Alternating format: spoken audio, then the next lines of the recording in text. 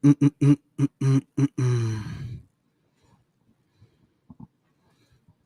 up? What's up? What's up? What's up? What's up, peoples? Let me know if you can hear me. Let me know if you can hear me. We are live. What's going on, peoples? Let me know if you can hear me. I got a little bit of technical difficulties. Let me know if you can hear me. Let me know, guys.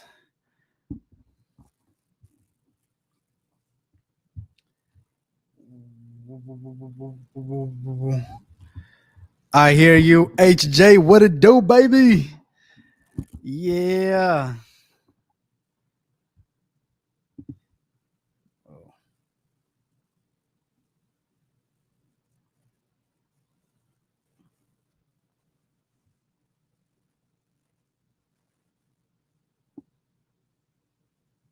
It do, baby. It do. Man, we are talking about Diageo. What you know about Diageo? Haram week, day 2. Let's get it done. Let's get it done. Your boy's rocking solo tonight. Let me know if y'all can see this. Uh-oh. Uh-oh. Uh-oh. Uh-oh. Do I still got y'all? Do I still have you guys?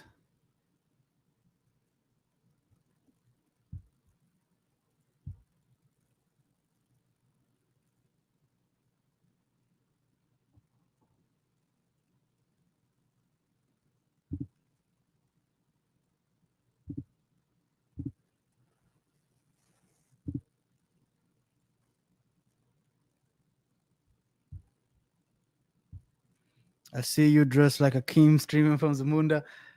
You lost my screen though, huh? We lost our uh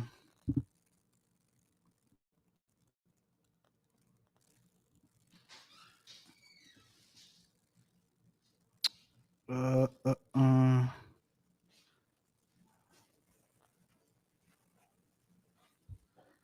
uh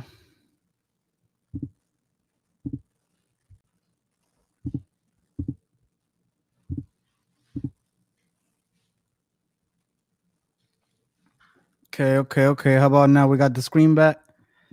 We got the screen back. We got the screen back. Yep.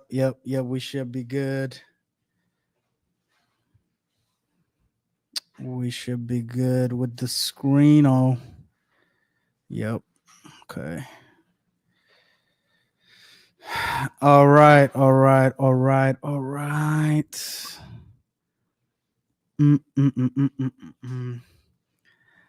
What's up, people? What's up?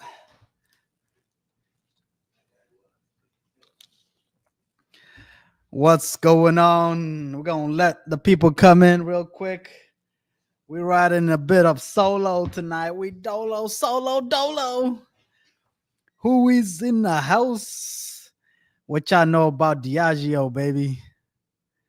What you guys know about Diageo? Diageo. Diddy. Pause. Diageo Diddy. Pause. We got the diddler.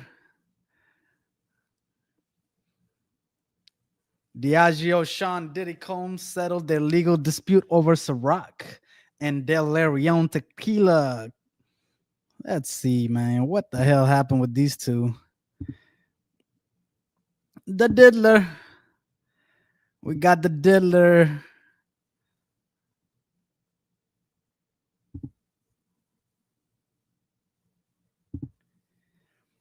We got the diddlio. We got Bree in the house. What's up? HJ in the house. What y'all know about Diageo Diddy? The double D's, the diddlers. It's your boy AB, man. This is the Profit Report. I'm riding solo tonight. But I gotta get my drink on tonight, though. You know what I'm saying? We're talking about Diageo. We got the Brit, we got the Brit driller. Woo! Wait a minute, we got some violence going on in the chat. We got some Nola turf war going on. What's going on, man? HJ, I heard that you pulled up to Nola. Bree gonna come and get you, man. You can't be saying all kinds of stuff like this now. What y'all know about the diddly um let's see. So guys, if y'all don't know, right? Diageo is a big brand. Let's look at what they got. Let's look at what they got. Just to let y'all know who we dealing with over here. Who we dealing with? Let's check out their brands. Mm-mm-mm-mm. What y'all know about Johnnie Walker Black? Johnnie Walker, they got Country Time Lemonade. Nah, man. This is haram week, baby. This is not halal week. This ain't halal, baby. This ain't what you call that place? Cracker Barrel. This ain't Cracker Barrel, baby. We gotta go wild with it. This is Vice Week. Hold up. I gotta get my drink on though. I gotta get my drink on for Diageo. We're gonna pop a cold one. We're gonna pop a cold one. We're gonna pop a cold one, baby. Let's go. Who's in the house? We got some viewers, baby. This is your boy AB. I'm riding solo tonight. We're covering Diageo. We might get Steve to pop in a little later. I think he's out drinking or something. I don't know. We have no idea what happened to Steve also. All you got is AB tonight, but we're gonna start it off with a cold one, baby, because we're covering Diageo, baby. Let's go. Man, they got all kinds of brands. Damn. Man. Hold up. Oh, man. Got technical difficulties tonight. Man. Hold up.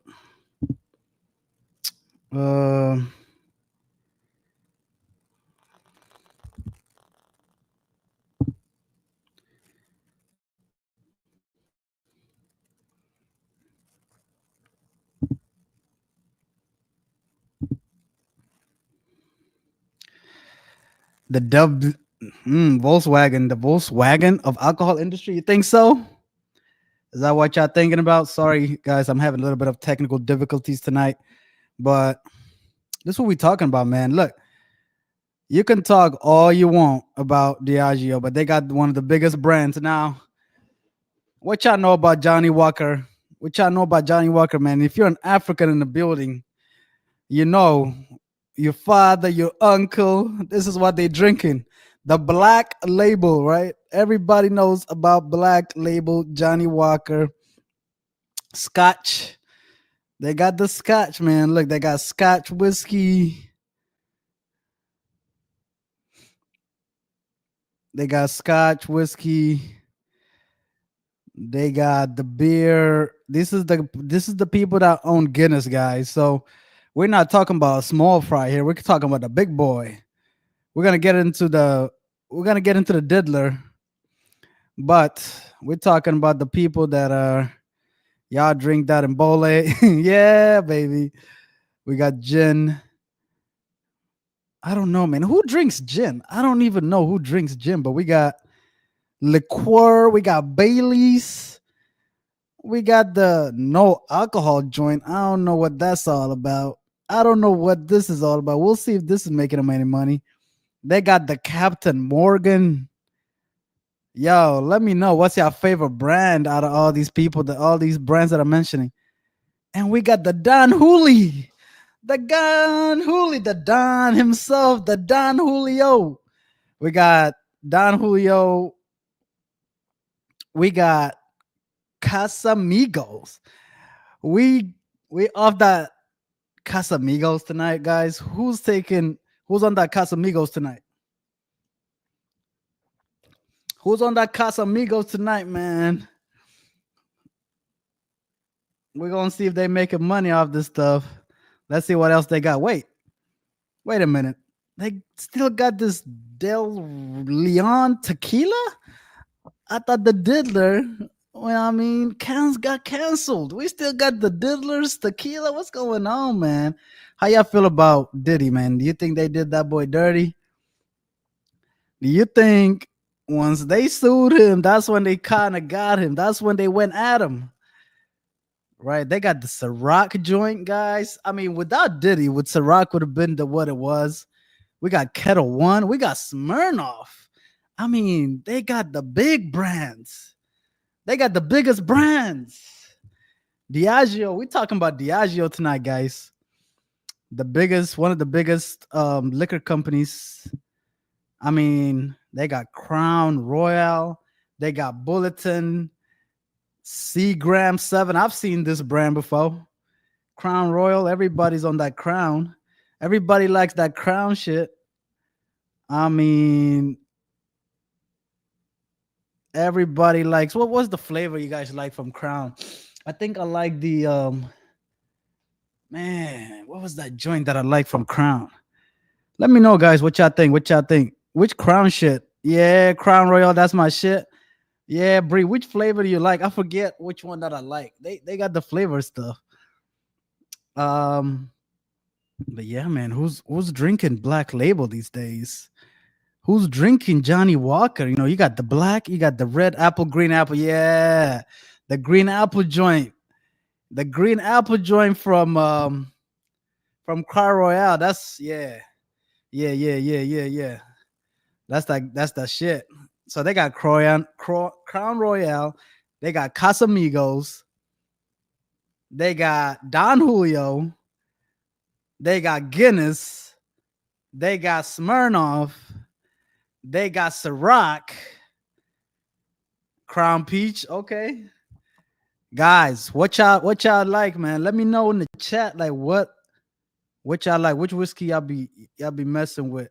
Who drinks gin? I don't know who drinks gin. What do you do with gin? I don't know anything about gin, but I know Gordon's is big. I know this Tankiri joint is big. They got an alcohol-free gin. I don't even know what that means. I don't even know what that means. Let's see me what kind of beer they got. I mean, they got Guinness. They got them African joint, Tusker Lager. I think that's like Kenya. So this is worldwide company, guys. This ain't small fry. This ain't a small fry. I mean, it's a large order of fries right here, baby. Let me know who's in the house, man. We got some viewers. Yo, guys, it's your boy AB. I'm riding solo tonight. I'm drinking a cold one. We're going to go through all this stuff. We're going to go through Diageo. Who's sipping, man? Who's drinking tonight? Who's drinking? But let's get into this. Let's get into some drama with the Diddler. What's going on with Diddy? What happened here? What happened, man? Let's see. Sean Diddy Combs, also known as Diddler, aka Diddy and Diageo, British multinational alcohol beverage company, were involved in a legal dispute that resulted in a termination of their relationship. So, damn, man, Diddy's going through it. He's losing all kinds of deals, all kinds of relationships. Let's see what happens. So, they got together in 2007, man. This was a long relationship. You know what I'm saying? They might not, you know. So they started with the promoting Ciroc vodka, and then they co-owned De Leon tequila. And then bam, here we go. So in 2023 in May, Diddy sued Diageo, accusing the company of racial discrimination and neglecting the Ciroc and De Leon brands. He claimed Diageo failed to make promised investments and treated his brands as inferior urban products. So if we look at the timeline, when did he get like charged? When did Diddy Cassie video come out? Let's see if it lines up. No, not happen. Come out. When did they release it? Was this last year? I wonder if it lines up at all. So look at that. May 2024. May 2024. So he sues them in May 2023. And a year later, they released the video. Mind you, this video, he paid the security guard a lot of money to delete all kinds of stuff. No, I'm not saying what the man did was right. I'm not saying that. But is there a conspiracy? What y'all think? What y'all think? You think Diageo was like, you know what? We're not about to lose money, man. Let's play dirty. What do y'all think? Diageo, so they denied the allegations, calling them false and reckless, and accusing Diddy of trying to extract additional billions from the company. They argued that the matter was a business dispute and defended their comments. Diddy lawsuit coincided with accusations of sexual assault. These allegations impacted the relationship, and then with Diageo seeking to prevent Diddy from appearing in promotional material for Delirion. January. So look at that. So Diddy announced they had settled all dispute and ended their relationship. Diddy withdrew his lawsuit, and Diageo gained sole ownership of both Ciroc and De Leon. So Diageo later disclosed that it had paid $200 million for Diddy's share of the brand. $200 million they paid him to get him out. So that happened in January, and then the video comes out in May.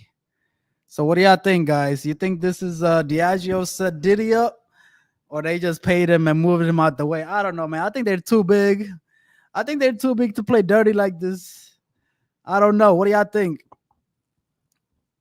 But this is the company that Diddy was doing business with since 2007. So we're going to learn a bit about this company. Details about Diageo. Let's see. I think it was just about money. I'm not sure. All right. Yeah, I don't think so either. All right, so guys, who is Diageo? Diageo is a British alcohol beverage company headquartered in London, leading company in premium drinks, selling its brand in nearly 180 countries and employing 30,000 people globally. So it was founded in 1997 through a merger of Guinness and Grand Metropolitan. The company since has focused its core business on alcohol beverages, divesting non-core assets like Pillsbury and Burger King. So at one point, they owned Burger King and Pillsbury, which is kind of interesting. Brands, so they a vast portfolio of 200 brands across spirits, beer, and wine. Their key brands, well-known brands like Johnnie Walker, Guinness, Smirnoff, Bailey's, Captain Morgan, Tanqueray, Crown Royal, and Don Julio, and Casamigos. So this is, I mean, when you think of like the brands in each category, they seem like they have like some of the, maybe not the top shelf stuff, but they definitely got the most popular, the most selling. So are they profitable, right? Are they profitable? This is the Profit Report with your boy AB.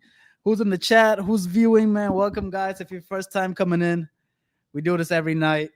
We got some returning supporters in the chat. Let me know if San is in the building. Let me know if it's Becca in the building. We got HJ and we got Bree in the chat. You guys are active. Guys, let me know what y'all want me to look at. Let me know what y'all think. What y'all think? You think they're making money? You think they're profitable, guys? I mean, they got worldwide brands, over 200 brands.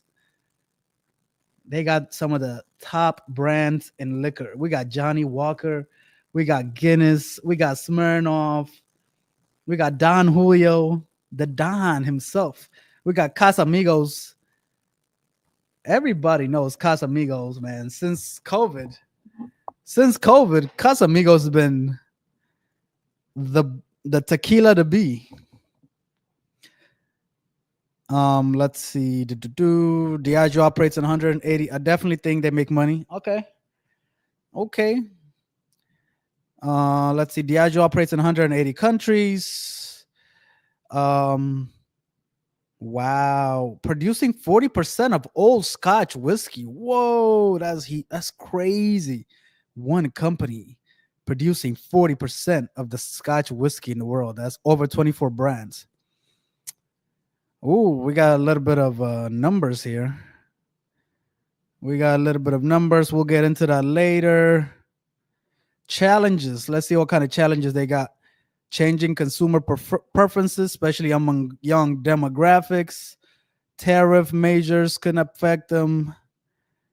And then we got a new CEO as of July. Boy, missing a C right there. Nick, but with no C. Kind of name is that? Nick with no C. Let's see. Nick with no C.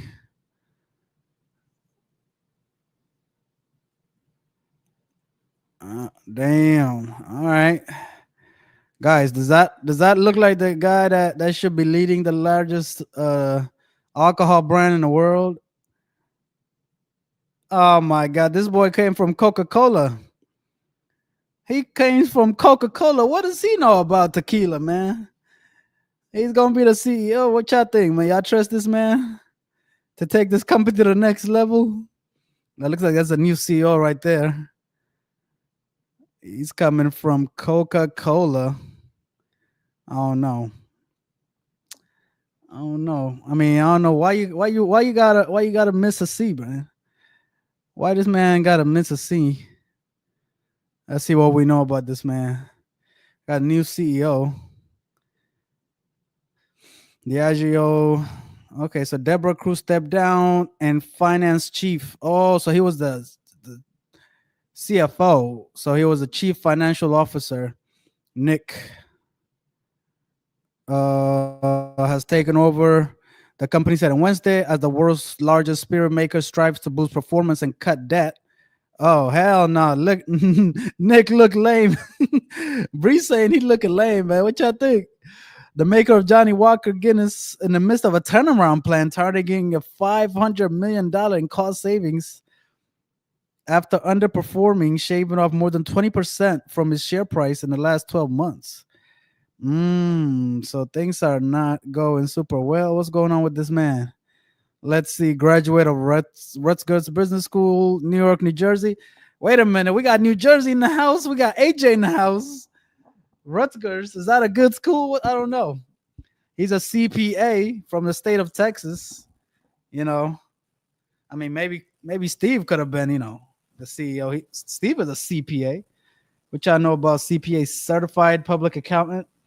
He began his career at Deloitte and went on to hold finance roles at Bristol Myers Squibb and Colgate.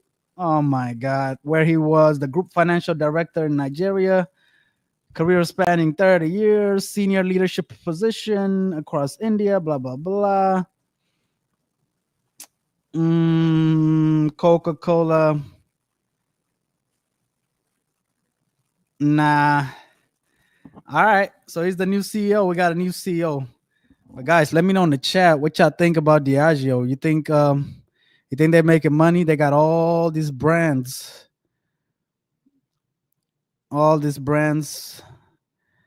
Bailey's. I mean, this is all what we know, right? So here we go. We got the annual report. Diageo. We're gonna get into the numbers. Make sure you guys give a like. Get you a cold one.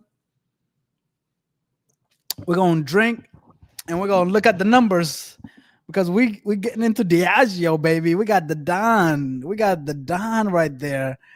Ooh, that's looking nice. That's the Palomo. What you call that? A Palomo? Look at that, man. That looks all right. Yeah.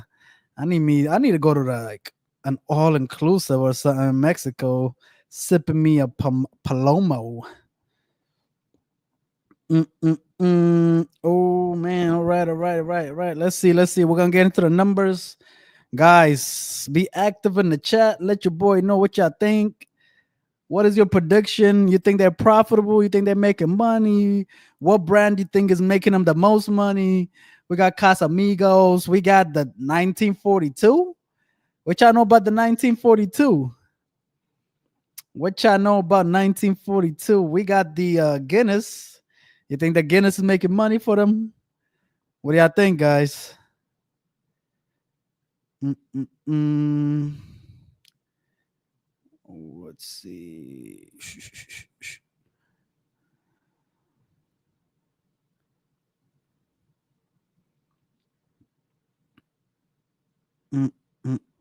All right, all right, all right. Let's get into the numbers. Let's get into the numbers. We got net sales at $20.2 billion. I think this is USD. Let's see. Yep, yep. USD. Let's see.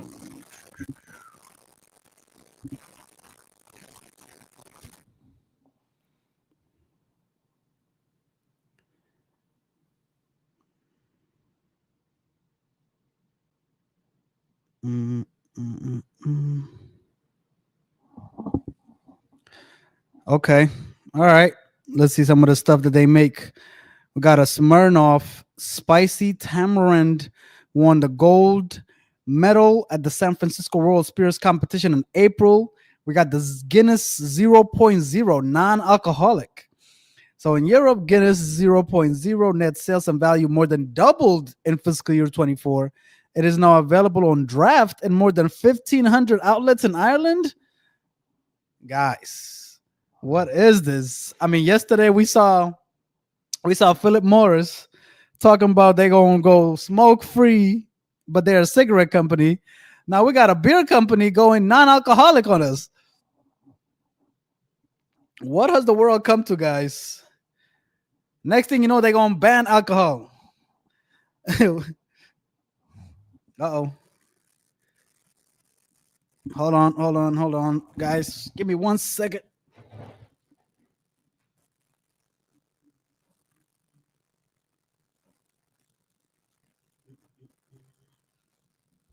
Give me 1 second.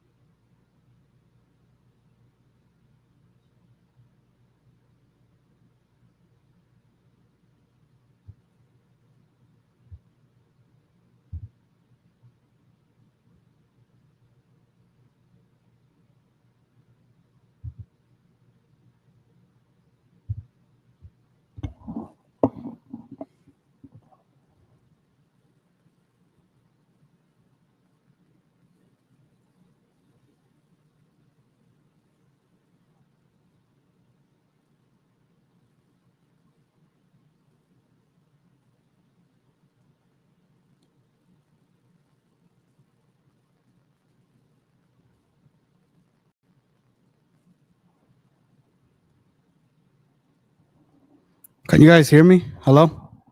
Let me know if y'all hear me. Man, I just had like.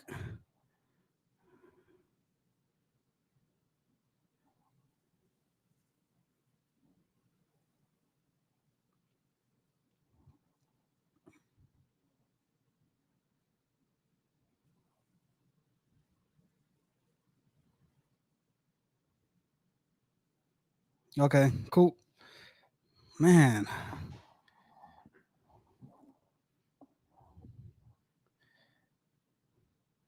let me know if you guys can see my screen.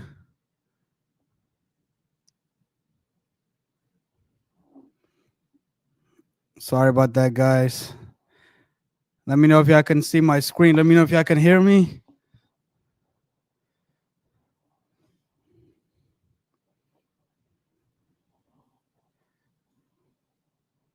Yep. Okay, cool, cool, cool.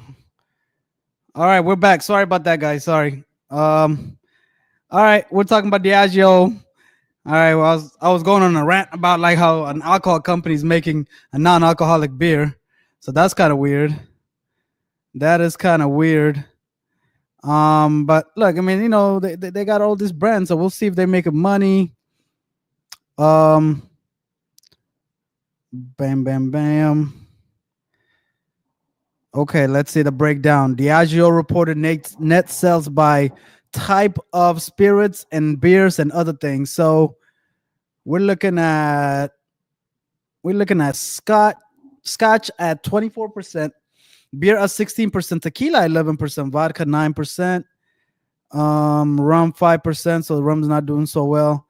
Ready to drink 4%, which is kind of surprising. Everybody's on the whole hard seltzer vibes these days. I think that's one of the areas where, like, we're gonna get into it, but they don't really have a big brand in that whole hard seltzer category, which is like a huge category these days.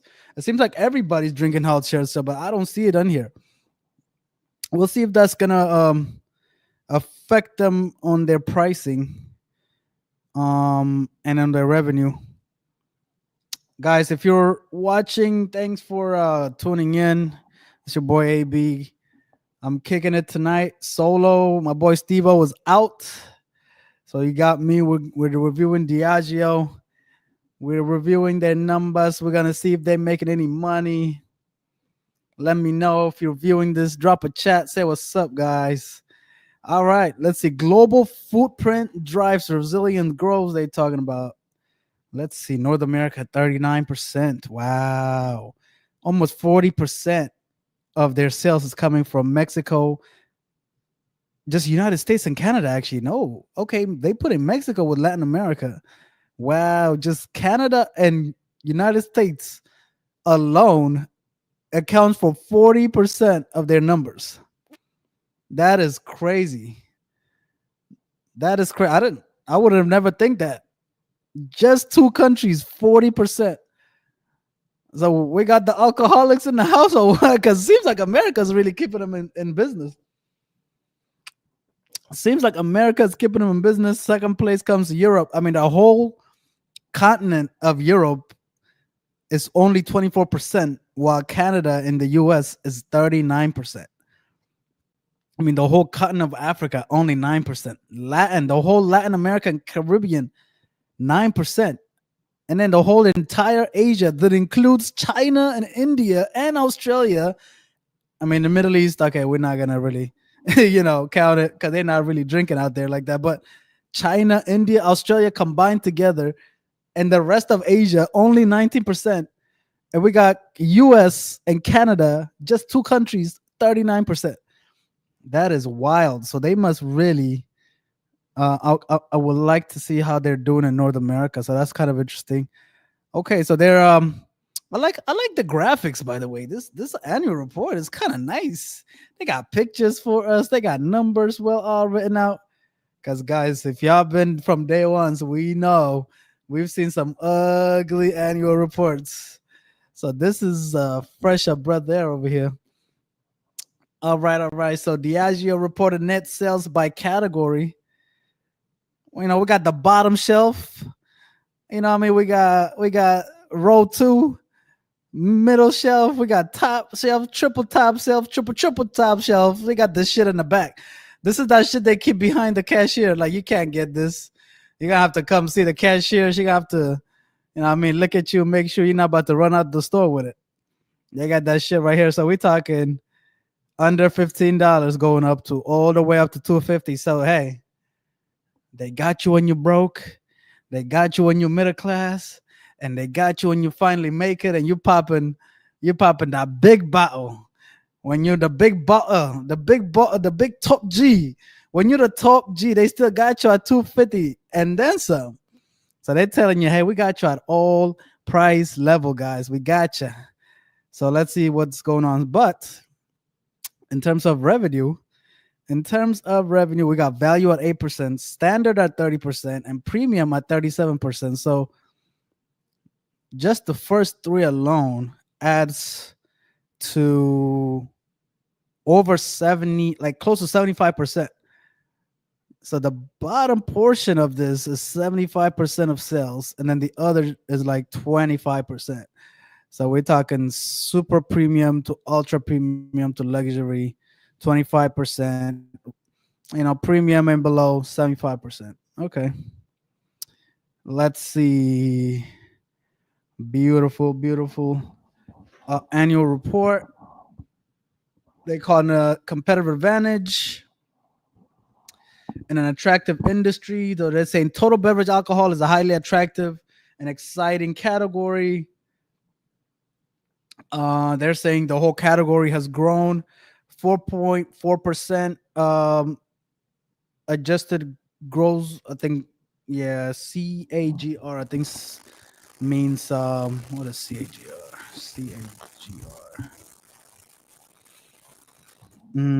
Compound annual growth rate. Okay, yeah, so it's only growing 4.4% in the 10 years through 2023. International spirits has grown over 5%. So I don't know, guys. Are y'all happy with only growing at 4% a year when other industries grow like 10%, 20%, 100%, 200%? If you're in tech, if you're in AI, that thing grows like 1,000% a year. And then over here, they're talking about growth of 4% a year. So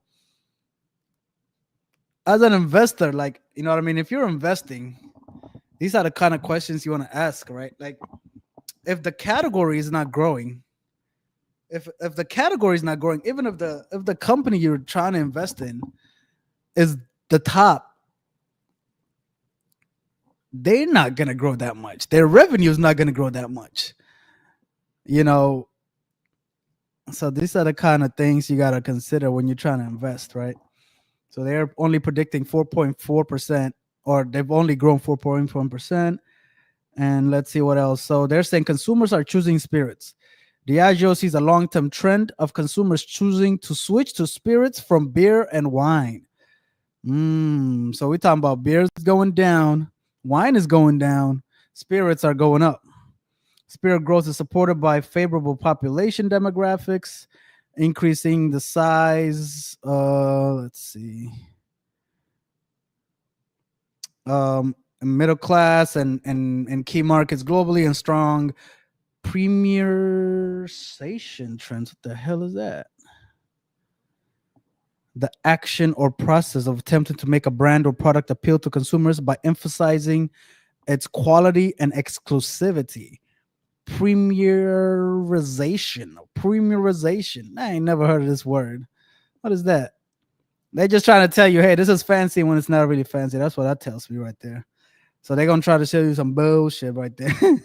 They're going to try to dress it up. They're going to try to dress it up and say, hey, this is good stuff. This is good stuff, man. If you're making it, you buy this. Guys, let me know if you guys are watching. Drop a chat. Let me know what you think.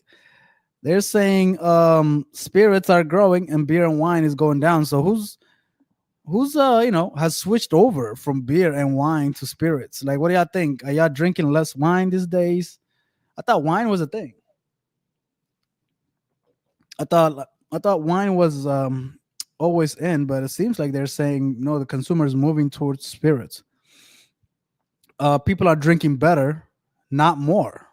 Mm. So they're saying Spears' long-term value growth is also driven by premiumization as consumers want to drink better, not more. In the last 10 years, premium and above Spears grew from 26% of category value to almost 35%. Super premium plus price tier has grown in value more than two times faster than other price tiers in the category. Hmm. The price tiers gained 700 basis points of share of international spirits. So they're saying the premium, like this stuff that we saw here, more and more people are buying top shelf stuff than the bottom share. So this is growing. The luxury, ultra premium, super premium is growing more than the other stuff. It's kind of an interesting thing. Long runway for growth in 2021. We set our ambition to grow TBA share by 50% from 4% to 6%. Guys, this is what is so crazy to me. So, right now, hey, we got San. San, we got San in the building. San, are you grabbing a cold one tonight or what? Are you on one? Because I'm on one. San, let me know if you're on one. Let me know who's on one. Because we're getting into it tonight. We're covering Diageo. We got whiskey, we got tequila, we got beer, we got all kinds of stuff. What's going on, people? Welcome to the show. Welcome to the show. We got family in the house. Who else is on one? AB's drinking a cold one while reviewing Diageo. We're looking at numbers. I do wonder though, like I just got off or I'm about to. Oh snap! San's about to get a cold one. San, what you drink? San, what you drink? What you drinking? What's your drink of choice? Because I know Bree likes Tito's and they don't own Tito's. What else, guys? Do y'all mess with any of these brands here, like Johnnie Walker, Casamigos, Don Julio, 1942? They got Guinness. What are y'all drinking? If we got drinkers, let me know in the chat. But look, this is the craziest thing to me. Even though we know Diageo is like the biggest, one of the biggest companies in this industry, right now they only have 4% market share. Oh, okay. Santa's saying she's on that liquor. She's on that spirit. She's not beer. She's not wine. She's on that spirit. She says she loved 1942. Expensive. Yep. Um, but that's kind of crazy to me. Like they only have 4% of the market share, and they're trying to increase it from 4% to 6%. I mean, guys, like to kind of put it in perspective, Tesla has 50% of the EV market in America. Um, Other cars that we've seen, they own like, Google's probably like owns what 80% of like the Google like web search. So for this huge company to only have 4% of this market is crazy to me. And they're trying to go from 4% to 6%. They're not even trying to go for anything more than that, which is kind of wild. Um, Knowing how big it is and how much brand. I mean, they have all the brands and they're only 4% right now. So they're trying to get to 6%. Okay. Let's see what else we got. Disciplined approach to capital allocation. We prioritize organic investment for long-term growth, maturing stock. Active and disciplined portfolio management. 2.8 billion invested in acquisitions, and 1.6 billion generated from disposals since fiscal year 18. Damn, look at that. So they're saying, "Hey man, we watching this stuff, and if it ain't profitable, we're selling it, and if something is profitable, we're buying it." So they've invested 2.8 billion in acquisition, and they've sold brands since 2018, and they've gotten 1.6 billion dollars for it. So they're actively out here buying, selling brands. So um you know like for example, let's see, Patron bought by Bacardi. You guys know Patron. So Patron back in 2018 was acquired by Bacardi for $5 billion. So Patron was bought by Bacardi for $5 billion. So these companies, as we've always looked, they're always looking to buy the next thing.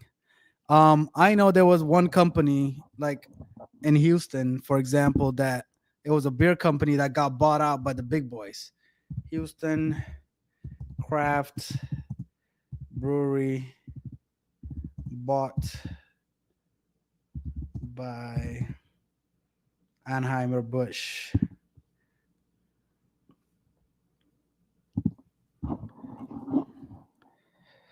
Yeah, so Carback company. Carback was a craft beer company in Houston that everybody loved.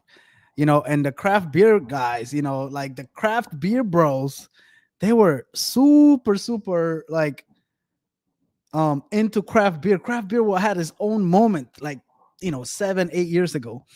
Carback one of those big companies back in Houston, and then they got bought out by Bush. This was so controversial. People were dumping the beers. Bars were dumping the beers, saying, "You're not a craft beer anymore. We don't mess with you. You got bought. You sold yourself to the big guys." Blah blah blah. So when it comes to beer, I know people are very like sensitive to being bought by big guys, but these big companies are always looking to acquire companies. Um, and it was a big deal. So they invested 17 million. So what do y'all think? So if the brand that you love gets bought by another big company, do you guys care? I don't even think it really matters when it comes to like liquors, but the beer thing was a huge deal back in the day. So they're always looking to acquire things. Let's see, we've grown our dividends year to year on 25 years. So they've given out more dividends every year for 25 years. Dividends, as you guys know, we talked about this yesterday. That's them giving back to the shareholders, giving some of the profit back to the shareholders via dividends. So through fiscal year 2023, 25 billion has been returned to shareholders in dividends and share buybacks over the last 10 years. Wow. Okay. So look, they're trying to get to 6% market share by 2030. 6%. So I don't know what that translates to in numbers, but the fact that they're only 4% is just so crazy to me right now. All right, fiscal 24 performance. Let's see. We got the chairman here with the chairman letter. Let's read some of this stuff. So let's see. It has been a true privilege to lead Diageo's board. I look forward to working with John, the board, and all my Diageo colleagues to ensure a smooth transition over the coming months. So, okay, he's up and down. All right, let's see. It says fiscal 24 has been a year of challenge and change for Diageo. Uh-oh, that's already sounding bad. Like, they're not doing so well. It looks like they're not having such a good year. So it says, despite the global political headwinds we face, total beverage alcohol industry remains an attractive and exciting sector. TBA has grown at 4% compound annual growth rate over the past decade. I don't know, man. I don't know if I want to be in an industry that's only growing at 4% a year. Right, guys? Do you want to work in an industry that's only growing 4% a year? When inflation is at 5% a year, like, how are you gonna do that? I don't know if I like that. In 2021, we set our ambition to increase our share of TBA to 6%. This year, we set strategic priorities. Blah blah blah. Let's see fiscal performance in 24. All right. In fiscal 24, organic net sales were down 0.6%. Okay, that's not bad. I mean, it's still down. It's not up. Sales are not up from the previous year. With positive price mix performance, mostly mitigating a decline in volume. So that's a nice way of saying we increased our prices because we weren't selling as much. So they're saying right here with positive price mix performance, mostly mitigating a decline in volume, excluding our Latin America and Caribbean region (LAC), the business grew organic net sales by point. Guys, so if you remove Latin America, they actually grew by 0.18%. Organic operating margins declined by 130 BP. Okay, so 1.3, primarily driven by Latin America. Organic operating profit declined 4.8 as a result of organic net sales decline primarily to LSC. So it looks like Latin America is not doing them any favors. Generated free cash flow of 2.6 billion. Strong working capital management. Let's see, investing for the future. Board change. Okay. Let's actually get to the numbers. What do we have here? We have the chief executive statement. Reported value movement down 5%. So they sold 5% less than last year. Organic value movement down 4%. Reported net sales movement down 1%. Organic net sales movement down. Reported operating profit movement, okay, went up 8%. Organic operating profit movement 5% down. So comparing it to 2023, what's up? We got Steve-O in the house. We're getting into the numbers. Drinking a cold one. Talking about Diageo. You know. Who's in the chat? Let me know what's up. We got Sam. We got Bree. We got Steve-O. I don't know if we got HJ. We got some viewers. Let me know, guys, what y'all think about it. We got one of the biggest companies in liquor. And they're telling us 2024 numbers were down kind of across the board, but they're going to break it down by region. So we're going to get into all that. Let's see. A business built for long term. We source, we innovate. Da, da, da. Visually, Steve-O, this is like way better than some of this other stuff that we've seen. I mean, they got pictures. It's easy on the eyes. Easy on the eyes. I don't know how I feel about this Guinness 0.0. What do you guys think about these beer companies coming up with like alcohol-free stuff? What do you guys think? I mean, that's kind of cheating, I don't know, man. It's kind of like Beyond Meat, Beyond Meat Burger. When people talk about like Beyond Burger, I'm like, man, just give me a burger or just go eat some hummus and call it a day. Go eat some falafel or something. Don't try to pretend like you're eating a burger when you're not eating a burger. If you're going to drink something non-alcoholic, go drink a soda or something. I don't know, man. I'm not down for this zero alcohol situation. I'm not down for that. I don't know. Let's see. Hey, look at that Guinness 0.0. I don't know, man. Either drink a beer or don't drink a beer. We'll see, Steve, if there's a demand for it. I really like how they break things down later when we get into the numbers. But let's see what we got. Unleash the power of our brands and portfolio. Our outstanding brands and broad portfolio remains a competitive advantage. Okay, they're talking about teaming up with the world's biggest sporting events, shaping the future of Guinness with sport. While Guinness has been the official partner of 6 national rugby championships, who watches rugby? But during this year's 6 national sales of pints of Guinness in stadiums were up 15% with 2022, while there was a 26 increase in pints. What? Look at this shit. What the? There was an increase, 26% increase in pints of Guinness 0.0 sold in stadiums compared to 2023. Oh my Lord.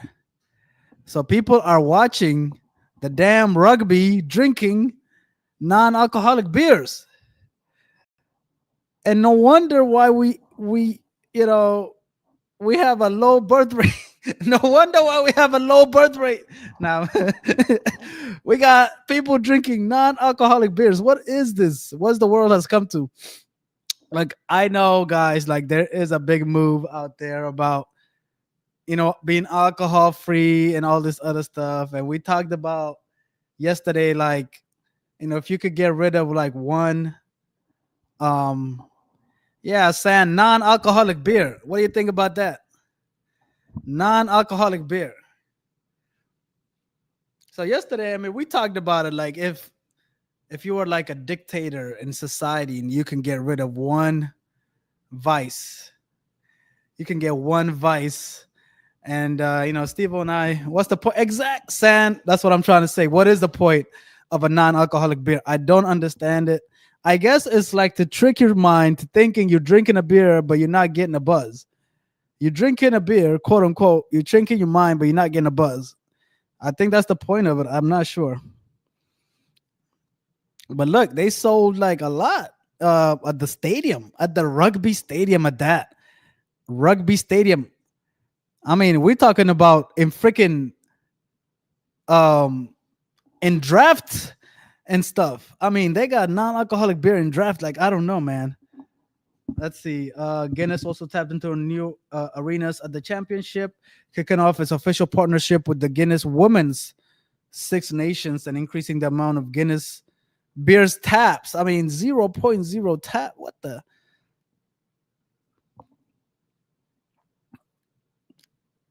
It goes to when y'all said they want to look cool. Yeah, I guess nobody wants to be lame drinking like a sprite. Nobody wants to be like drinking a sprite watching the damn rugby. So they all want to feel like they're drinking a beer, but they're not really drinking a beer. Premium league games are broadcast and da da da. Let's see. Man, they're really pushing this Guinness 0.0. Okay, taking our brand to new heights at the Super Bowl. Diageo's NFL platform is another example of how iconic brands can work similarly to sporting events to deliver great results. Last 5 years, Diageo built official partnerships with 20 different NFL teams, enabling advertisement and profiling of our brands in stadiums and beyond. 2023 season alone, Diageo brand used 70 hours of digital signage at NFL stadiums and over 71,000 samples were distributed in the NFL. Let's see. Super Bowl Sunday in February. In the week leading up to the Super Bowl, Don Julio took over the Strat Hotel in Las Vegas, using a projection to turn the hotel tower into a 1,000 feet tall bottle of Don Julio 1942. Really? I didn't know that. Let me see. Let me see that.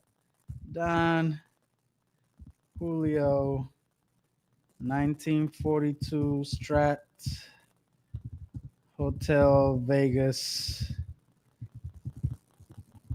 Super Bowl. Let me see.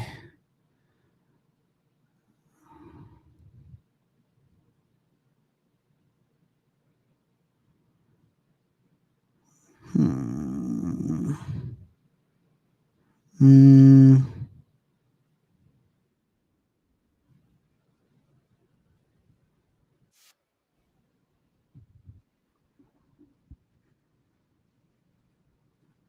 Oh Lord. It's not working. Does anybody care? Does anybody care?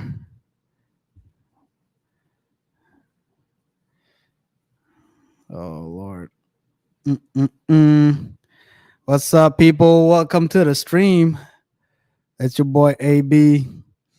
We're talking about Don Julio. We're talking about 1942. We're talking about Diageo. We're reviewing the annual report. All right. I better get out of here. This thing is not working. Mm-mm-mm.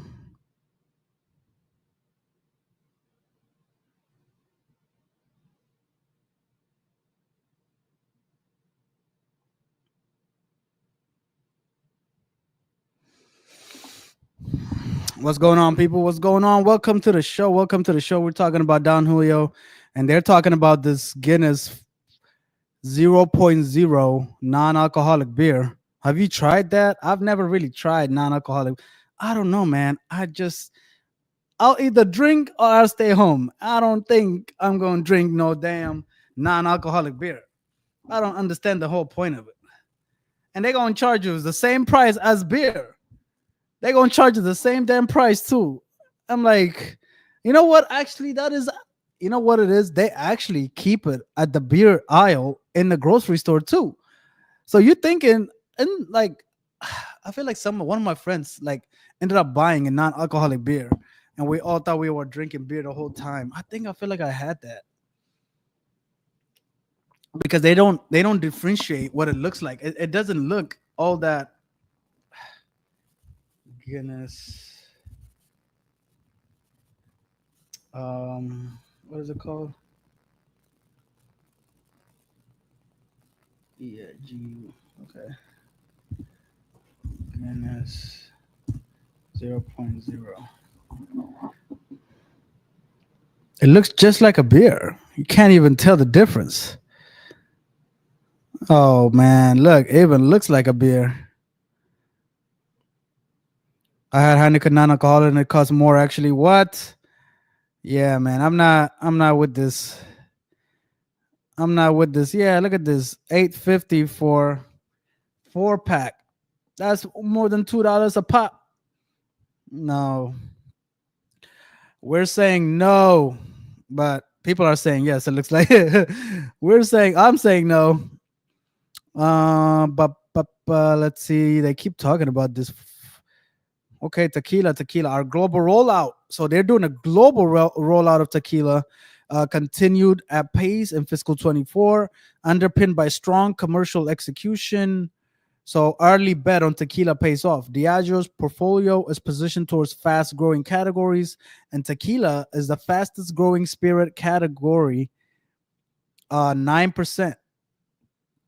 Diageo was among the early entries into the space and continue to be a global leader in tequila with around a quarter of value share. Wow! So look at that. So they own 25% of the tequila market.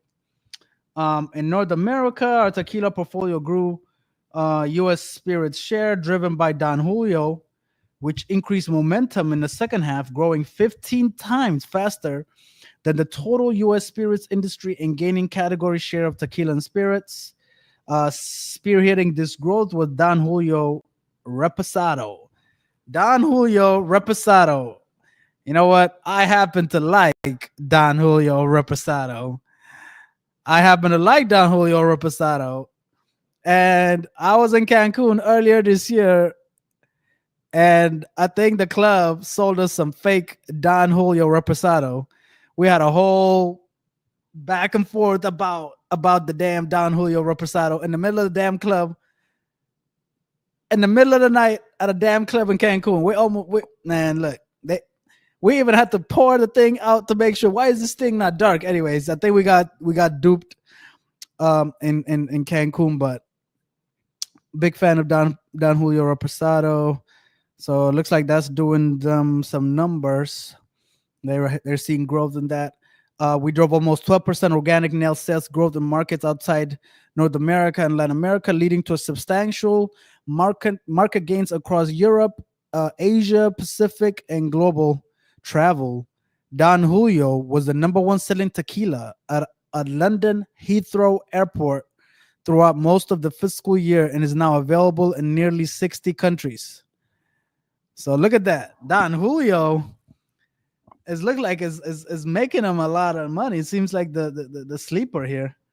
And then they're going to talk about Casamigos. Casamigos is now in 33 countries and continues to recruit across Europe. This summer, we have plans for over 1 million consumers to sample Casa Paloma in Great Britain. So we're talking about Paloma. What is a Paloma made out of? What is a Paloma? I think it's some kind of Paloma. A Paloma is a refreshing Mexican cocktail typically made with tequila, fruit soda or fresh grapefruit juice and lime juice. Okay. Long, fruity, refreshing taste compared to a margarita, but with a grapefruit twist. Okay. Who likes a Paloma? So it looks like they're going to be pushing the Paloma in UK. Increase investment in these brands. For example, Don Julio is at the Oscars and the Super Bowl. In Asia Pacific, we have tapped into the demand for luxury products, positioning Don Julio 1942 as our flagship. It has entered the most aspiration on trade values or trade on venues, allowing us to deliver high quality partnerships with influencers. Okay. What's up, guys? Welcome to the show. Who's drinking Don Julio 1942? Who's drinking Casamigos? Seems like tequila is what's making them some money. So they're really pushing. It looks like they're pushing the non-alcoholic beer and they're pushing tequila. So they'll break down these brands category by category as we keep going. They saw, let's see, we're gonna get through this. 1.7 billion productivity savings, exceeding commitment. So what are we talking about productivity savings here? Fiscal year 24 saw record delivery of nearly 700 million in productivity benefits unlocked. Let's see what that means. Our culture of everyday efficiency is firmly embedded. We completed a 3-year, which delivered 1.7 billion productivity benefits, significantly exceeding the original 1.5. So they're cutting costs. Guys, when they say this is just another way of saying we find a way to cut costs. Now, that could mean laying off people. That could mean, let's say, like a department had 8 people, now it has 6 people. The work, like they just let go of a couple of people, right? But they're gonna keep expecting the same productivity with a small group of people. So, but look at that. I mean, let's see. In 3 years, they've saved $1.7 billion finding these little inefficiencies in their system. So when you're at work and they're talking about shaving off minutes, or they're talking about, hey, if we do this, we save 1%. This is where it accumulates and it turns into a big number.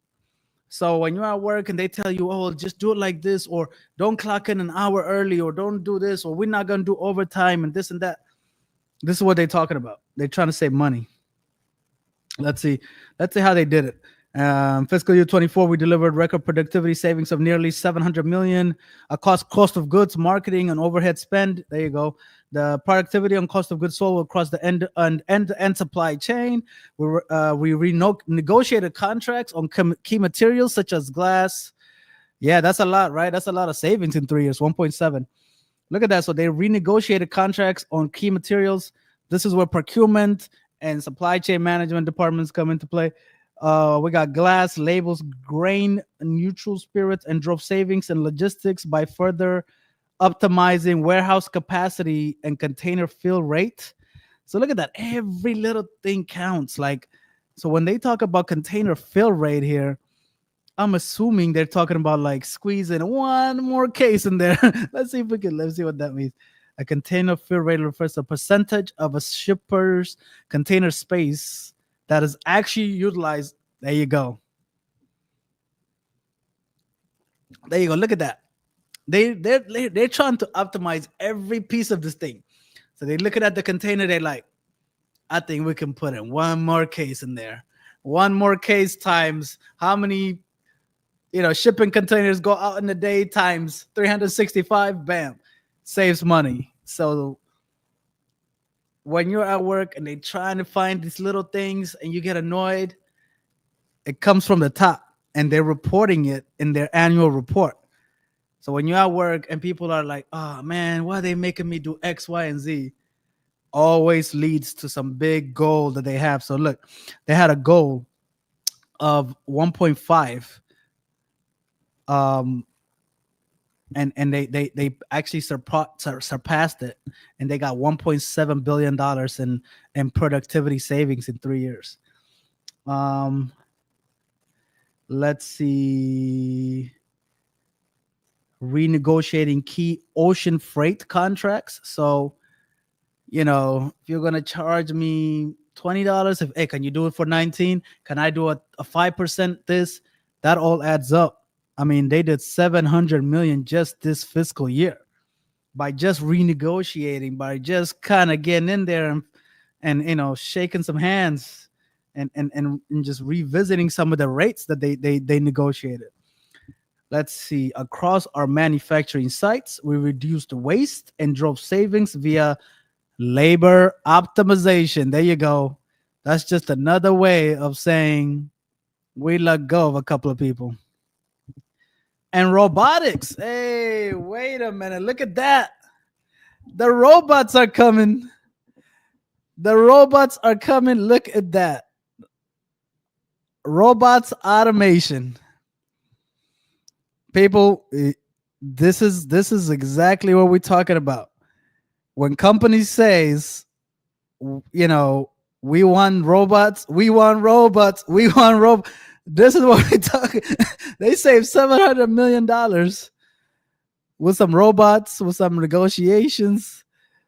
So it's not just about increasing revenue, guys. Sometimes it's about saving expenses. It's about getting in there. And so, like, whenever eventually we get to like fast food, like McDonald's, they're gonna talk about those kiosks, right?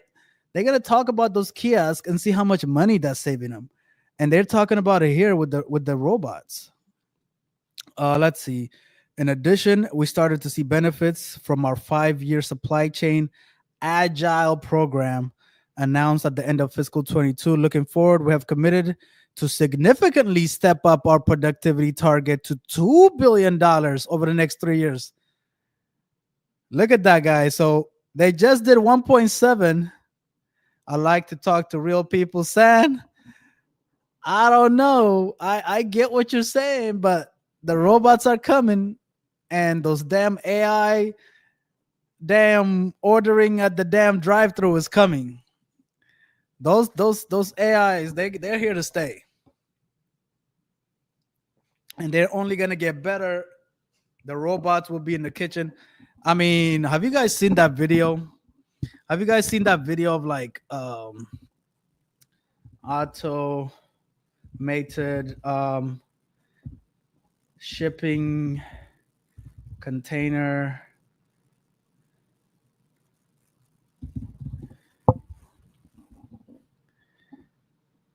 Let's see.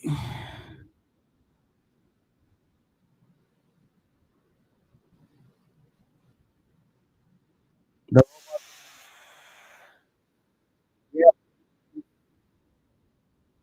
Kia in the house. What's up, Kia?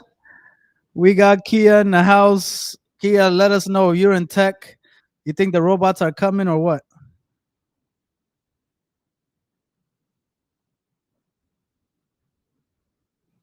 Mm,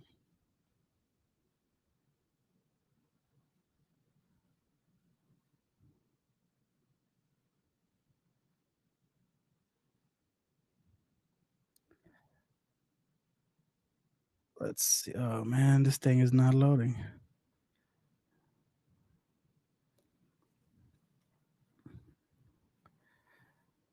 All right. But like they're talking about the robots and it's only 2024. So imagine what the next year is gonna look like. Imagine 2, 3 years from now what this report is gonna read. Um they're talking about ESG, digital talent. Okay, let's see. Examples of progress in 2024. Building a more digital Diageo with What's Your Cocktail, a generative AI platform to enable consumers to pair cocktails with food. I don't know. I don't know. I don't know who's going to use that app. We have committed to creating an environment in which everybody at Diageo can. Okay. Nobody cares. Oh, all right. Let's get to some of the money. Oops. Oops, oops, oops, oops.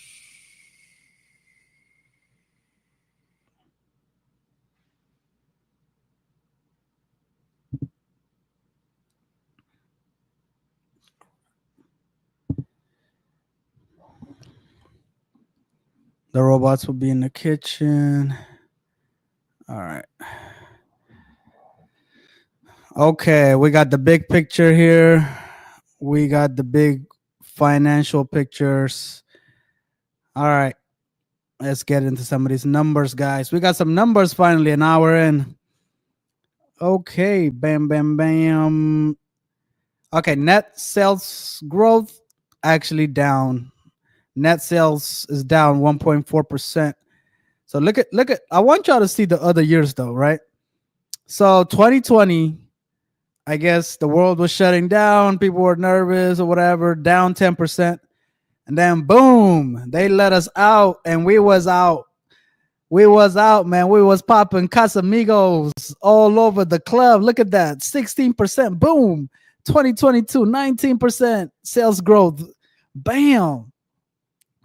So they had a couple of good years. And then bam, back to reality in 2023. And then actually went down 2024. So COVID was a good time for Diageo. They had 16% and then 19% sales growth 2021, 2022, and then 2023 was back down to reality, and now we have a negative net sales growth. So would you call that a negative, or is that just adjusting back to normal? This is where, I feel like COVID was an anomaly. I don't know if this is really fair to judge them on COVID numbers. This is like where you kind of have some kind of nuance, right? Is it fair to really compare them to their COVID numbers? I think it's fair maybe to compare them to 2023 numbers because 2023, things normalized, but really 21 and 22 are still kind of sort of adjusting during COVID. So I don't know if it's fair, but we'll see. We'll get into the more numbers later. Operating profit went up 8.2%. Okay. Earnings per share, net cash, return on closed investment capital. Let's see. Organic nets. Yeah, so organic net sales growth went down 0.6%. So when they were talking about their sales here, I think they had some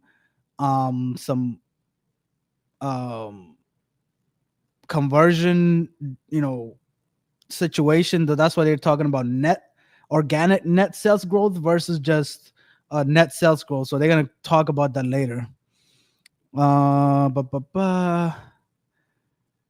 Total shareholder return negative 24%. That's not good.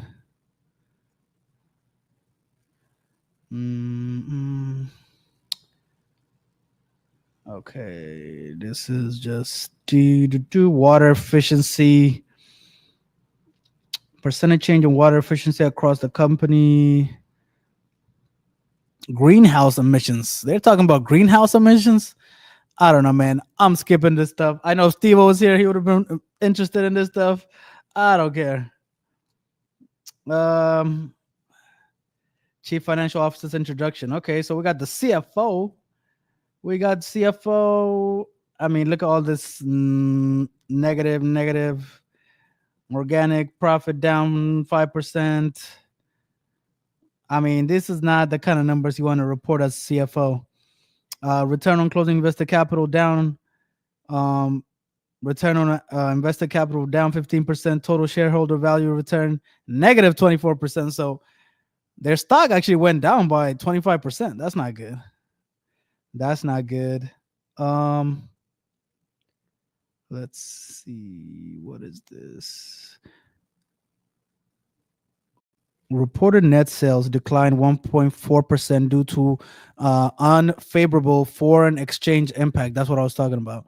Organic net sales decline and a negative impact from acquisitions and disposals, partially offset by hyperinflation adjustments.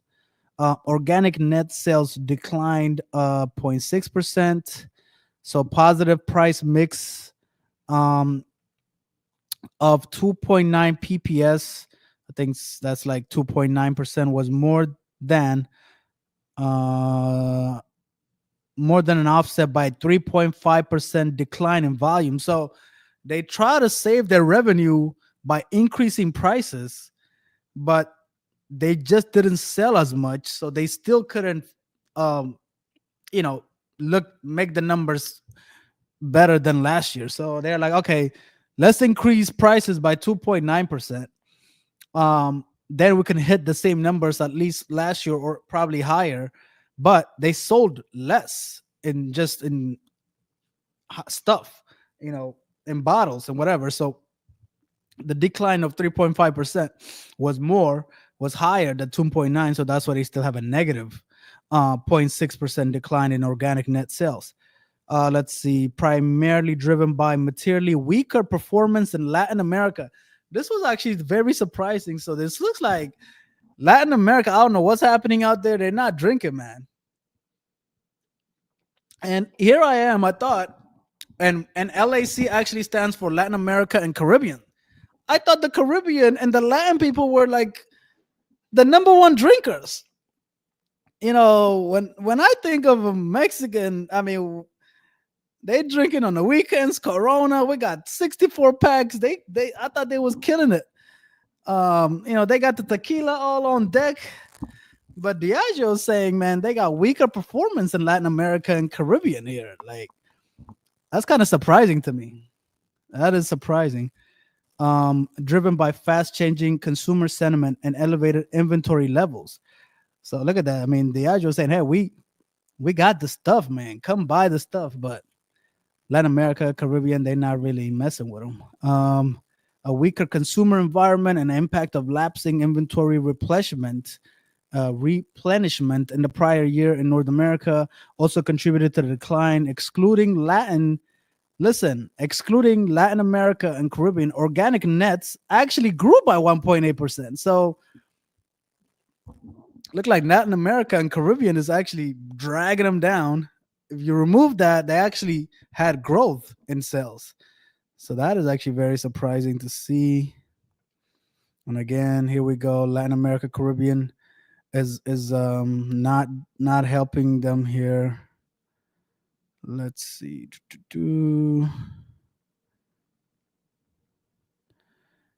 Net cash return on.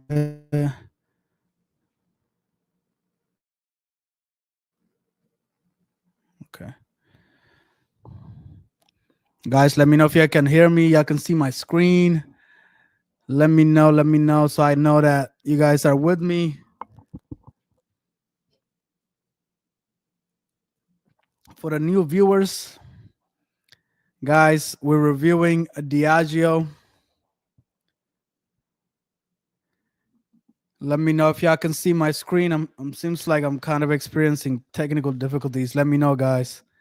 Can you guys see my screen? And can you guys hear me and see me? Is the stream still going?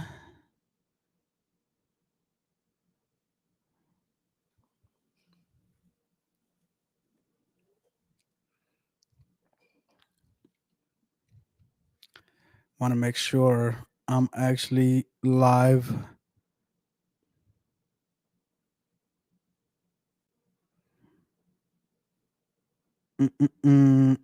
Drop a comment saying you can hear me, you can see me. So I want to make sure I'm live. Okay, cool. Bam. All right. So regional profile maximizes the opportunity for growth.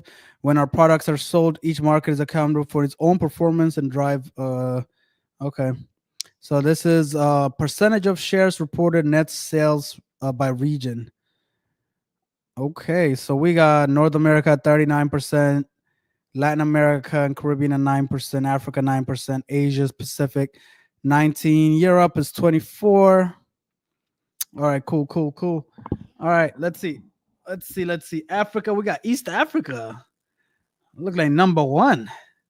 We got East Africa at number one for Africa, leading Africa as we should.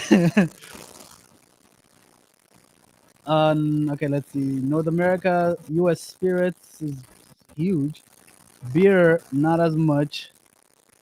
It looks like, man, U.S. is carrying this company forward. Latin America, we got Brazil, Mexico, Central America. So Brazil and Mexico are the top two. Asia, we got India and China, and then Australia coming third. And then Europe, we got Great Britain, South Europe, and North Europe as top three. Okay, let's see. So they got facilities all over the world, guys. Look at this. They got the UK, Ireland, Italy, Turkey, North America, Brazil, Mexico, Nigeria, India. Look at this. I mean, they're making their stuff. I actually like that. Like they're actually making the stuff locally and not having to ship too many things all over the place. Unless it's like you guys know, like if it's Scotch, it has to be made in Scotland. If it's tequila, it has to be made in Mexico. So they can't make tequila in India or Africa. They have to make it in Mexico and then ship it. Same thing with Scotch. You know, it has to be made in Scotland, whatever, and has to be shipped. So some things they can't make locally, but I think that the things that they can make locally, they make it there. Um, okay, let's see the volume. Let's see some volume here. Okay. Okay, we got some numbers actually by region. Okay, that's interesting. Reported net sales, North America, 7.9 billion. Hey, can you guys hear me now? Can y'all hear me?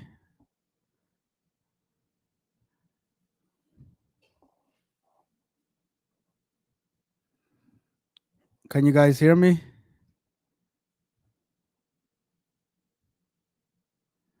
Audio's messed up. Much better. Okay, cool. Yes. Okay, cool. All right. Let's see some numbers. I mean, look at North America. We got 7.9 billion. North America. We got Europe at 4.8 billion. We got Asia 3.8 billion. Latin America 1.8 billion. Africa 1.7 billion. So by far, I mean, North America is damn near double um, Europe. So, but look at the average number of employees. Audio got some stats now, AB.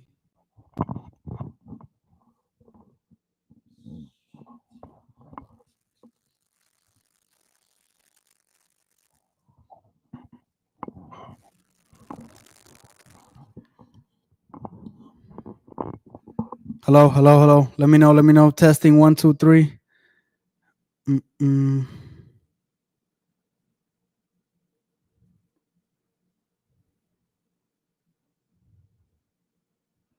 Test.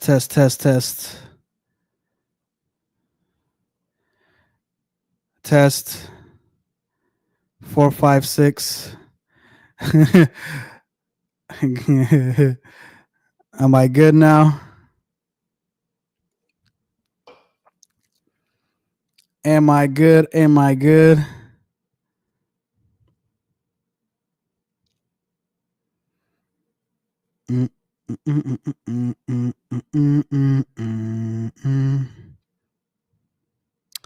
me know if I'm good.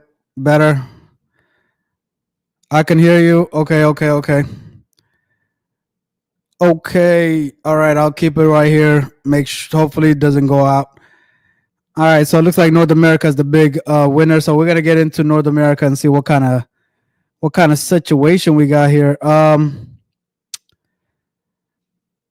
By category. Okay. So reported net sales by market, and then we got reported net sales by category. So it looks like spirits is man, look at that. Like 80, like what is that? 80% spirits, 20% beer, and then ready to drink. It's very slim. And then we got some. Yeah, this is what I like right here. So we got some key brands and see how they did. Look at this. Some of this stuff is bad though. So we got organic value movement. Let me zoom in. So we got organic value movement, and then we got organic net sales movement, and then reported net sales movement. So let's look at organic volume movement. Look at this. This is very surprising to me. Casamigos had a drop 16% less than what they did the previous year in America, in North America. That to me is very surprising. I thought Casamigo was killing it. So in America, Casamigos down in 2024 versus 2023. Even in net sales, it's down 21%. But this is the big surprise here. Don Julio is up 11%.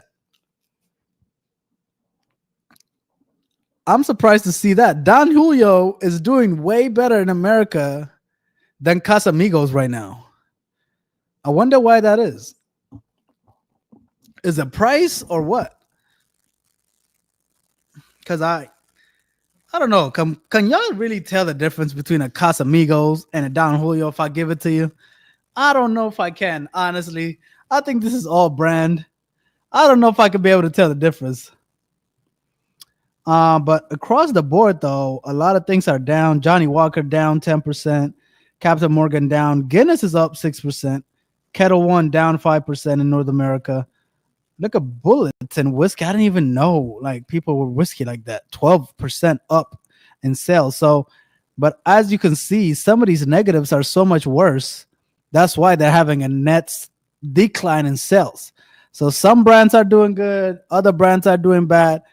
When you're kind of net them out, they're not, they have a negative sales. Let's see. So North America's net sales was negatively impacted by a cautious U.S. consumer environment, while shares improved consistently throughout the year, driven by focused execution. Reported net sales declined 2% to a weaker sales.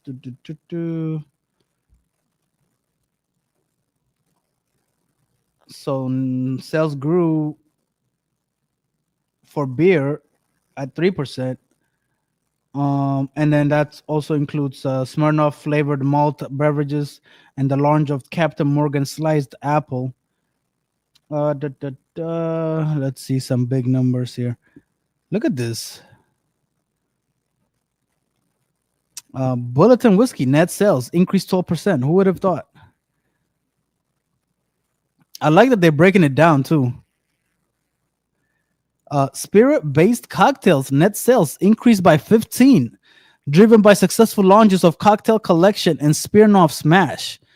I don't even know what Smirnoff Smash is, and I really feel like they really missed the whole like hard seltzer movement that took place the last 5 years, because they don't own any of those big brands. I thought they really thought they would own like either White Claw or Truly or High Noon or any of those, and they don't own none of those. They have this thing, never even seen it. Smirnoff Ice Smash. Have you guys ever had this? I've never even really seen it on the shelves like that. If we look at hard seltzer market share,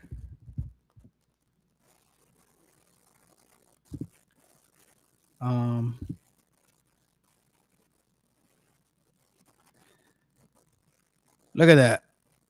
We got White Claw at 50% market share. We got Truly behind at 17.4%. We got High Noon at 10%. We got Budweiser Seltzer. I don't even know what that is. 10%. And then you got Bon Viv at 1.2%. So Diageo got nobody playing in this sector, which is a very growing sector, which is kind of surprising. I really feel like they missed this boat. But what do you guys think? Have you guys are into these seltzers, these ready to drink cocktail mix type things. But I really think that's kind of the future, though. Ready to drink market size. Let's see.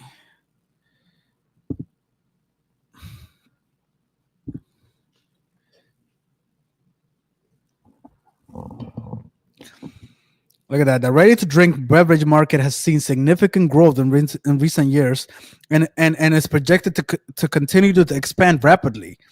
So look at this market here, guys. So um, I like straight most of times. Okay, but looks like it's a growing market. 2024 market value 766 billion. 2025 is projected to be 804 billion. So that's a big increase there, like almost 60 plus billion. 2032, the market is expected to reach an estimated value of 1.2 trillion dollars. And this growth reflects an annual growth of 6.2, and they were talking about growing 4%, 3%, like they, and this market is growing a lot. And they don't really have a lot of things. They're not even talking about this. They're talking about the spirits market. They're talking about their non-alcoholic drink. So I don't know why they missed the boat on this. Let's see. Tequila net sales declined 5%, largely due to 22% decline in Casamigos, attributed to lower consumer demand and the impact of lapsing inventory replenishments in the prior year following supply shortages. So look at that. At some point there was a shortage of Casamigos, and that really affected their sales. Don Julio increased 12%. We already talked about this. Crown Royal whiskey declined 1%. This is all North America, guys. Vodka sales down 8% in North America. Ciroc's down 28%. Look at that. Look at that. Diddy should be like, man, look at me. Y'all get rid of me. Now this thing is in the toilet. So look at this. Ciroc down 28%.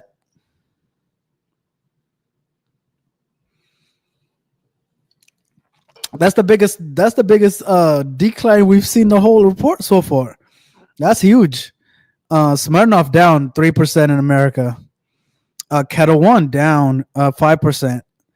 So Johnnie Walker down 10%. I mean, the only thing that's really looking up in America is Don Julio and this Smirnoff based cocktails, 15%. So those are the two kind of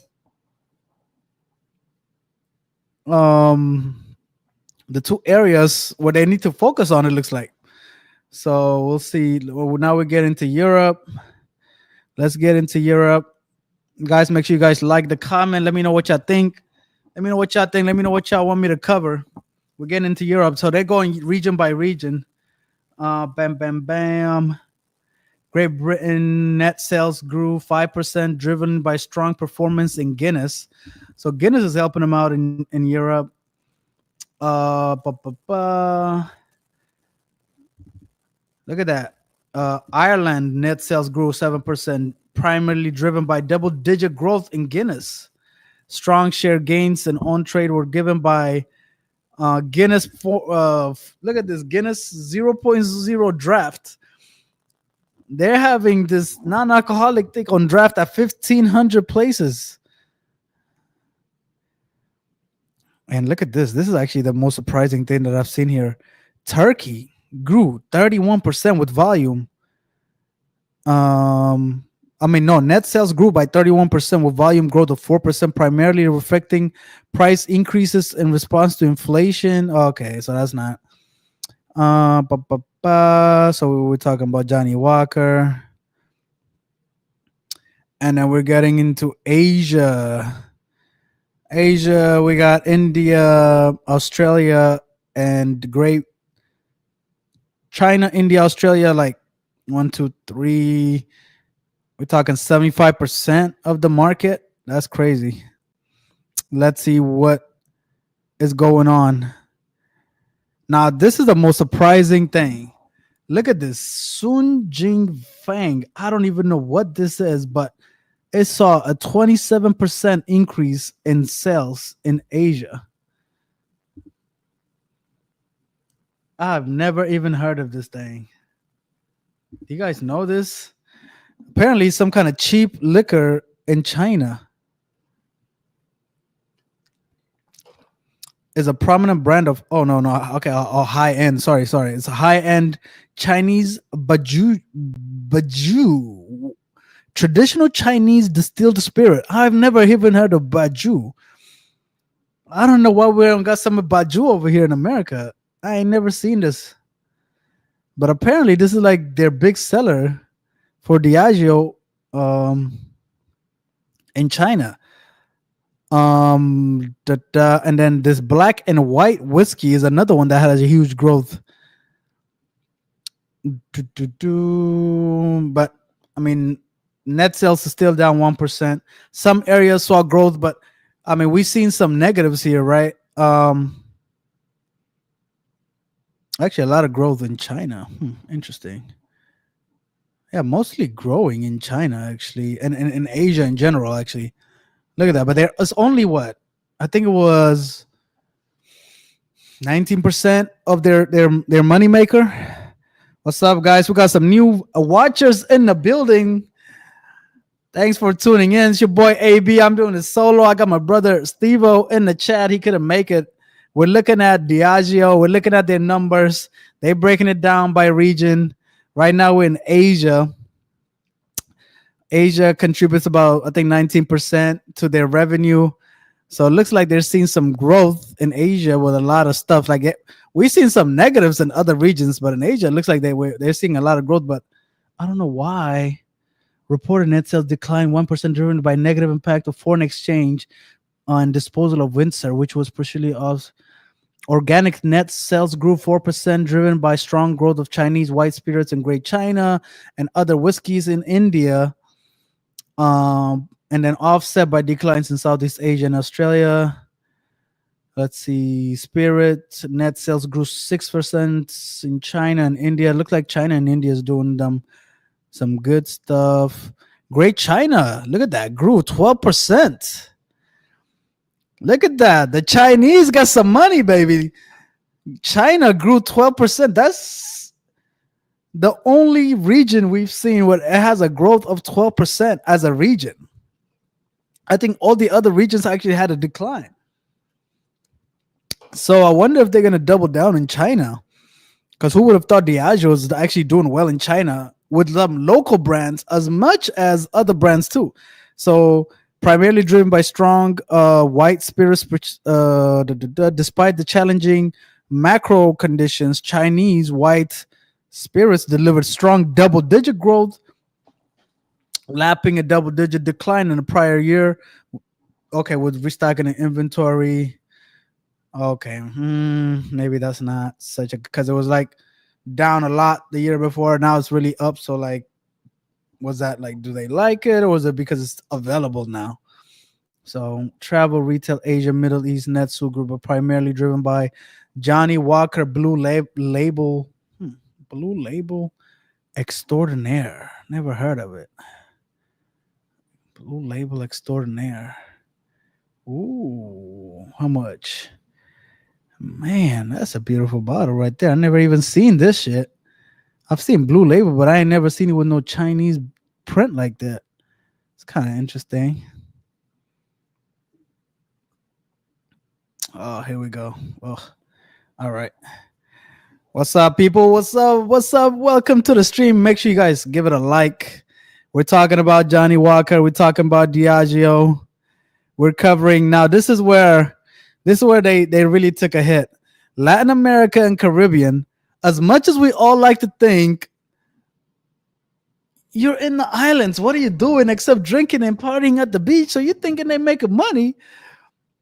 Not really. We've seen some really big down in numbers. Let's see. Let's see. Yeah, so look at this. Organic net sales movement, Latin America and Caribbean down 21%. 21% from the previous year, down 21%. We got Mexico down 30%. We got Central South America, no, Central America down 25%. We got South Latin America and Caribbean down 9%. I mean, look like beer is up and spirits is down. So they're. But look at some of this stuff. I mean, Don Julio down 37%. Mexicans are not drinking Don Julio. What's going on here? Are they like getting? Are they not drinking tequila at all? Or are they just drinking some other stuff? Let's see. Okay, here we go. Mexico net sales declined 30%, primarily driven by strong double-digit decline in tequila led by Don Julio and Scotch, reflecting the double-digit decline in spirits consumer demand throughout the fiscal year. There was a down trading when consumers shifting towards local spirits, and the operating environment remained highly competitive, particularly in tequila. Market share declined in fiscal year 2024, particularly in tequila and Scotch. Man, so they're not really doing well with Don Julio in Mexico, which is surprising. Central America and Caribbean declined 25%, primarily due to a strong double-digit decline. Scotch due to local spirits again. So it looks like the Caribbeans and the Mexicans, they're drinking their local stuff more than they're drinking these brands, I guess. So Latin America really dragged down all this stuff here.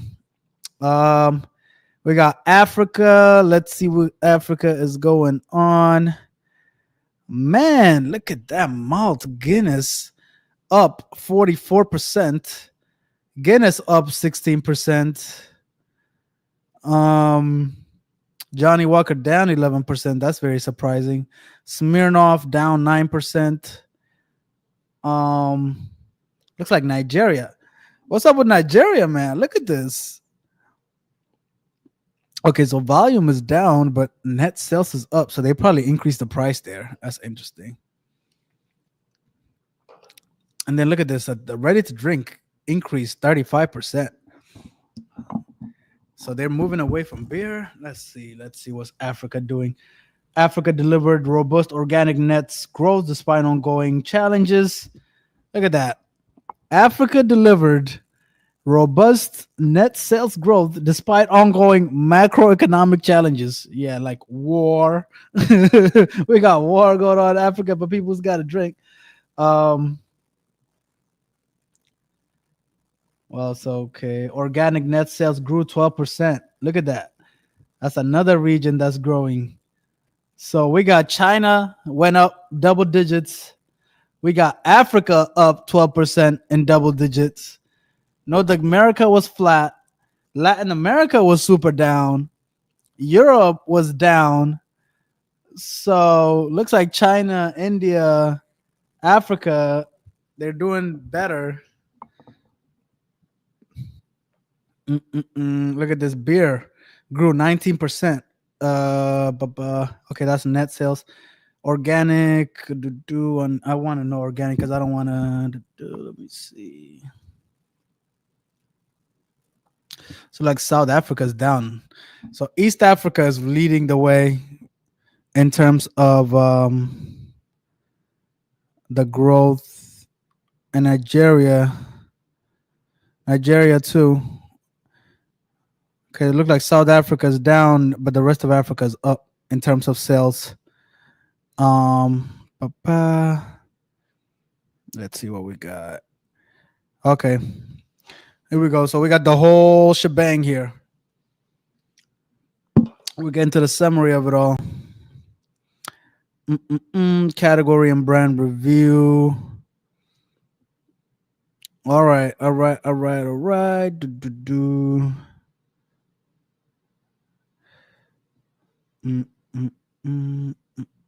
Mm. Reported volume by category. I mean, it's pretty mixed. Look at that. It's like look like Scotch. Okay, so reported net sales by category. Scotch is number one. Vodka's number two. Looks like tequila's well, beer. Okay, so it's a pretty good mix though. It's not too much dominating in one situation, but some of the big takeaways here is Casamigo down 20%. Scott Scotch malts down 14%. Buchanan's down 15%. Tanqueray down 11%. Ciroc down 26%. The biggest loser, Ciroc. Diddy's probably like, yeah, that's what y'all get for getting rid of me. That's what y'all get for getting rid of me. Y'all down 26%. Guinness is up 15%. I mean, it looks like the non-alcoholic beer is really helping out a lot. Ciroc is too expensive. Yeah, I don't know. Um, it's kind of surprising. Like Diageo hasn't acquired some of these big brands that have come up the last few years. Like I think Casamigo, they actually was their brand all these years, but they haven't like went and got like Tito's. They haven't went and got like the White Claws. I was surprised to see like Diageo doesn't have the big like dominating that I thought it did. Yeah, it seems like Ciroc just had a moment and it just went away, right? It had a moment when Diddy and everything, and then like, so what tequila? I mean, what vodka is really getting pushed by like the rap community right now? It's all tequila. It seems like nowadays it's the tequila that really gets pushed from what I experience, but even down, I mean, even Casamigos down 20% from the year previously. So mm, I don't know what that means. In terms of like, is Casamigo on its way down? Is it on its way out? Is there other brands that's taking place? There's a lot of competition in the tequila space. You got the one from The Rock. You got like Kylie Jenner. You got Kevin Hart. You got all kinds of like really cool, good tequilas that are not like these brands that's also coming up. Um, there's a lot of tequila on the shelves now. So at the club, I think Casamigos still a thing. 1942 is still a thing, but their numbers is not really showing it. This is why you can't really like go off your gut sometimes, guys. You got to come in and check. They're telling you they're down 20%, so you just got to take it, even though you don't see it. Ooh, taxation. Let's see how much taxes they paid. Bam. Wow, they paid 23.7%. That's actually not bad. That I'm not mad at that. They actually paid taxes. They didn't find a way to like um find a way to get out of there with the tax. Mm-mm-mm-mm-mm. Dividends. Let's see. Movement equity. Let's try to get to the numbers here.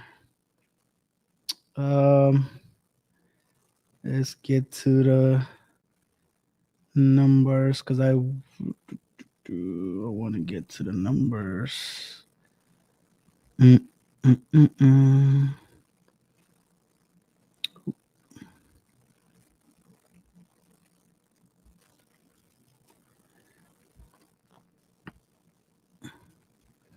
Guys, what is your favorite drink? What is your like go to alcohol brand or whatever?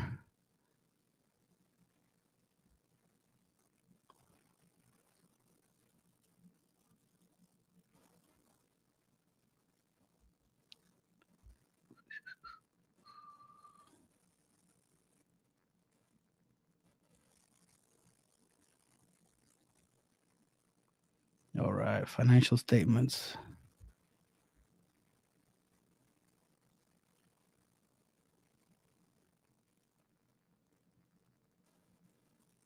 Okay, here we go. Here we go. Here we go.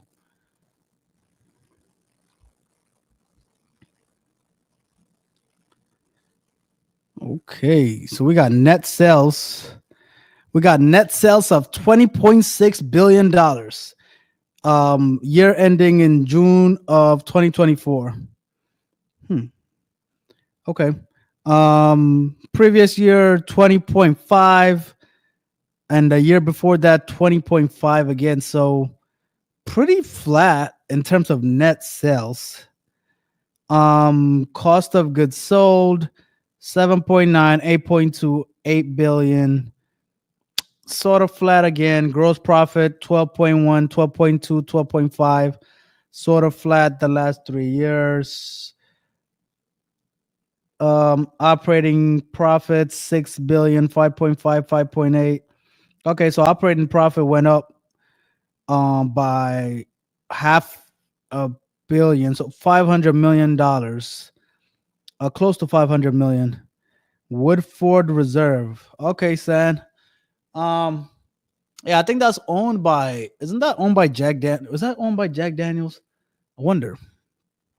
So operating profit went up almost $500 million, and I think, let's see, other operating items.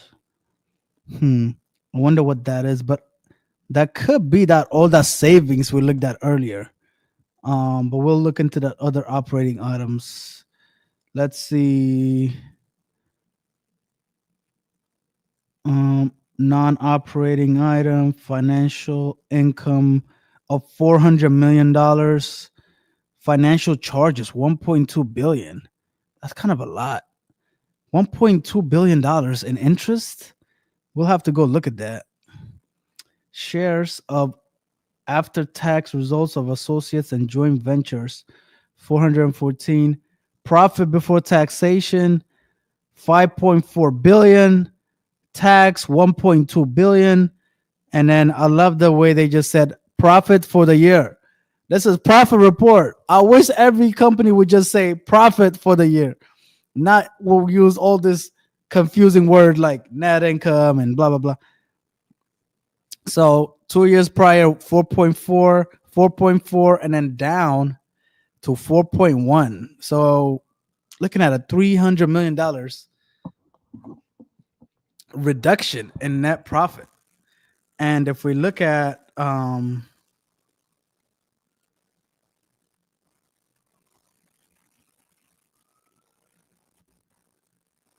yeah, that's what is that? Let me do a little calculation here. What is that? 4.1 4.1 divided by 20.2. Ooh. 20%. Their profit was 20%. That's not bad. $4.1 billion. What did we see yesterday? Didn't we see something similar? We saw something similar, right? What was the profit yesterday?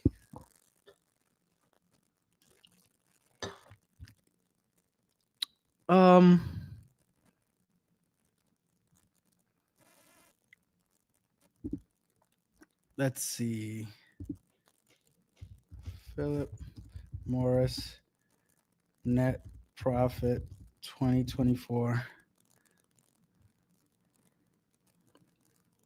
I thought we saw something similar yesterday for the net profit. Oh, net income of 7 billion. Oh, okay. Revenue. Revenue was what?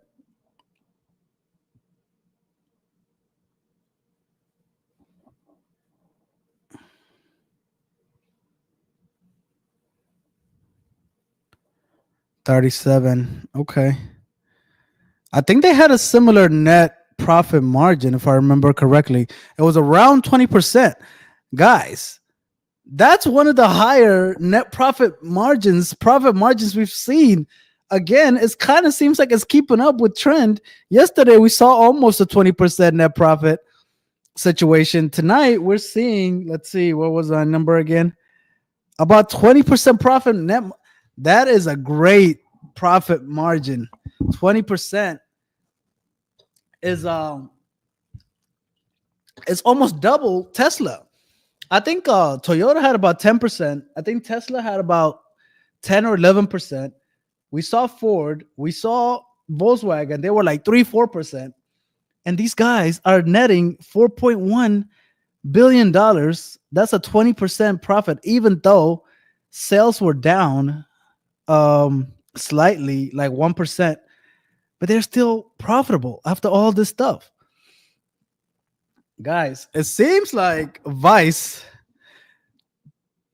pays. It seemed like Vice pays 20% profit margin is crazy. Um, it seems like their operation was all over the place. They had some like Africa was strong.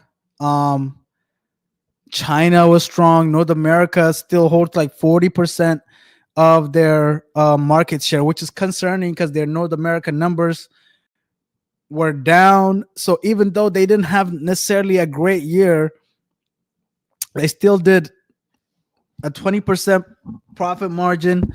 We'll see the balance sheet to see what kind of debt and cash and all that stuff that they got. But in terms of income statement, this is a pretty healthy income statement. Now we'll get into this non-op. Like they saved a good amount of money here in other operating items, and I think this is the savings that we're talking about. But that is pretty good. 20% is pretty damn good. Let's see balance sheets. Steve-O's favorite thing to look at. Intangible assets 14 billion. Property, plant, and equipment 8.5 billion. So non-current assets, total assets 45 billion. Steve always tells us to do total assets over total liabilities. So, all right, not looking bad. 45 is higher than 33. So they can cover all their liabilities and still have some leftovers. Let's see if any of these assets are fugazi. Investments in associates and joint ventures at $5 billion. Wonder what that means.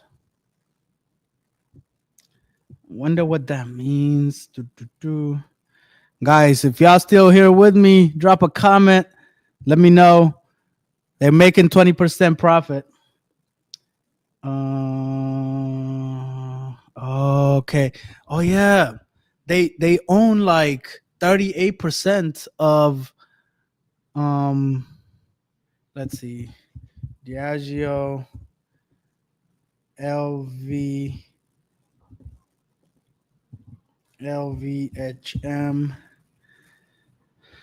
LVMH. Yeah, so Diageo holds 34% in Moet Hennessy, guys. The wine and spirit unit of LVMH. So I think that's what this is. Interest, Diageo. Let's see what else they got.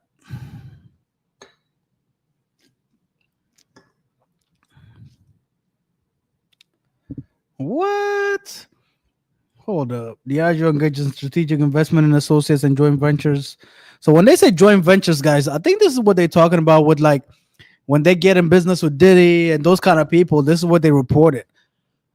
So they're reporting a $5 billion on their books for this.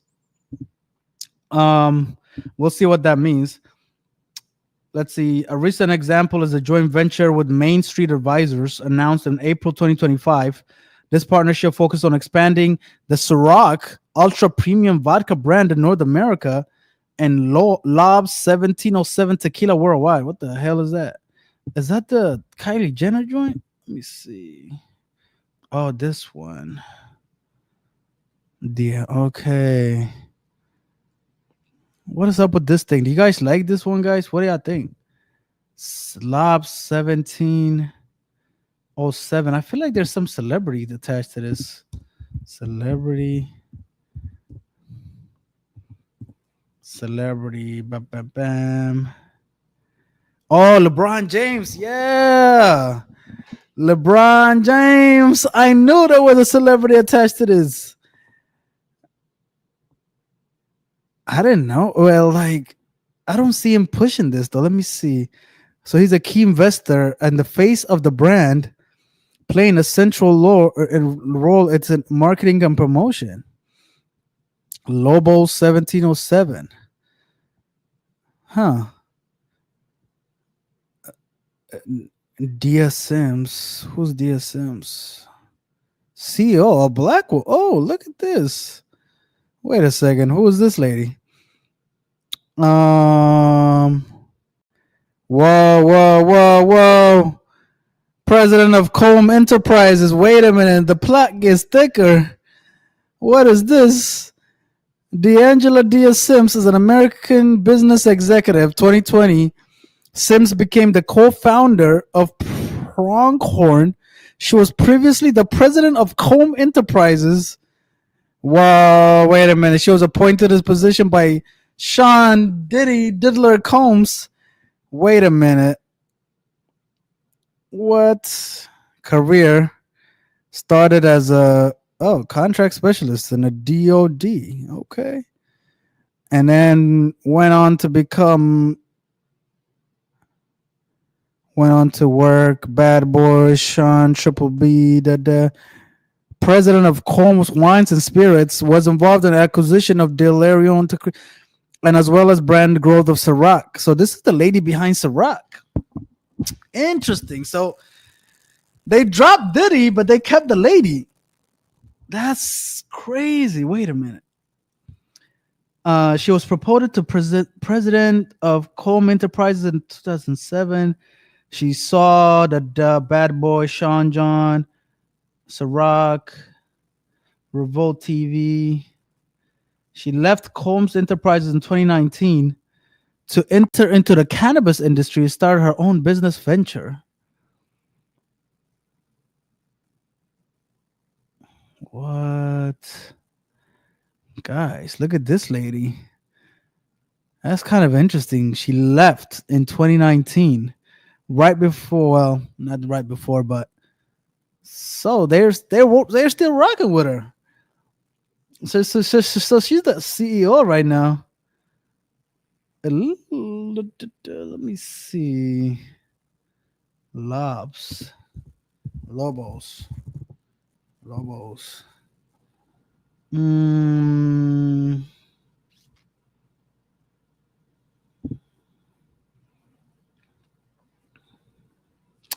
1707. Damn.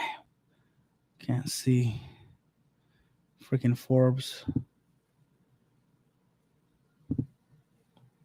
See this lady. How Dia Sims is making the industry more equitable by building a bigger brand with Lobo 1707. This was in 2022. Hire hard and manage Dia. Fills up building.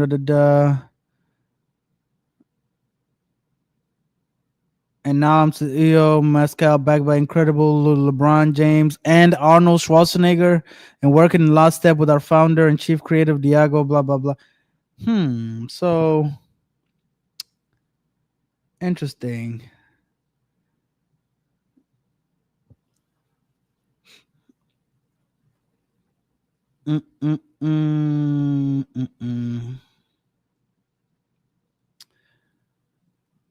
Diageo transferred its majority stake in Ciroc brand's right to a majority interest in Lobos. This reflects the strategic move of a brand, especially as a result, Ciroc in North America is no longer consolidated in Diageo's financial results. Will be accounted for an investment in an associate. So this is where they're hiding. This is where the $5 billion is coming from right here. Intangible assets, 14 billion. That's brand and stuff. That's tough. I mean, they do have some crazy brands, so I can kind of see that being in there, but that's a lot. Where's their cash? Oh, cash only 1.1 billion. Let me see how much debt they got. 18 billion.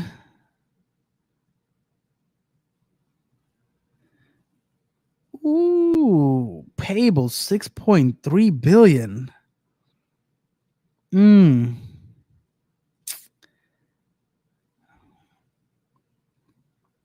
Okay, so current assets 15. So current assets 15 billion, current liabilities 9.8. Not bad. They can still cover it. But look at this though. Borrowing $18 billion. I don't know if that seems like a lot. For this company, that seems like a lot. I don't know why they have so much debt. Cash flow. Guys, make sure you guys let me know what else y'all want me to look at. Now, the biggest takeaway for me is like they're not really talking about the ready to drink market. The ready to drink market, like the whole like White Claw and all that. They're not really talking about it. They're pushing the spirits thing. They're saying like spirit is the future. They're talking about the whole non-alcoholic thing with the 0.0 Guinness. Seems like that's what they're pushing. It seems like they're saying, people are moving away from beer and wine and going towards spirit. But Casamigos was down in the US. China and Africa was leading the way.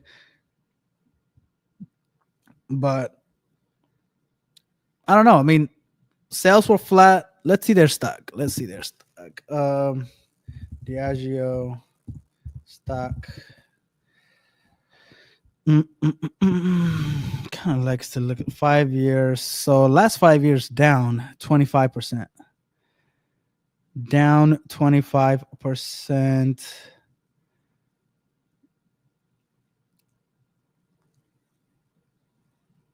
Diageo forecast flat annual sales growth, raises cost savings target.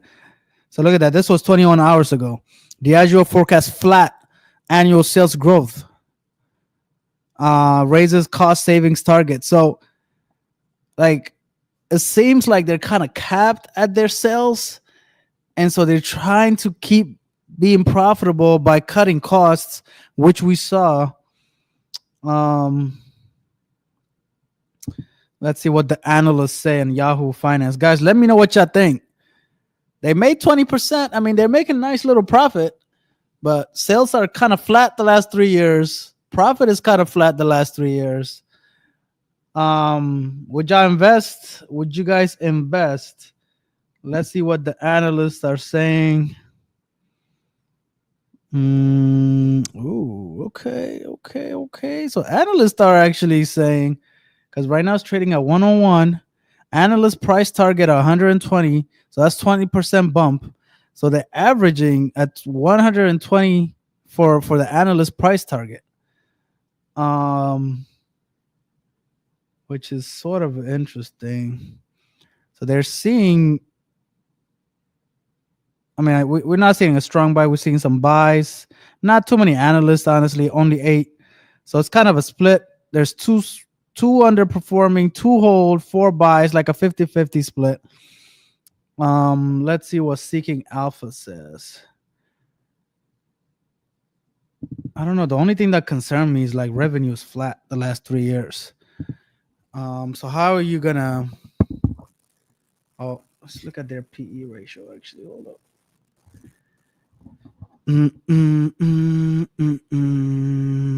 24. Okay. Target price of 120 for the 1 year.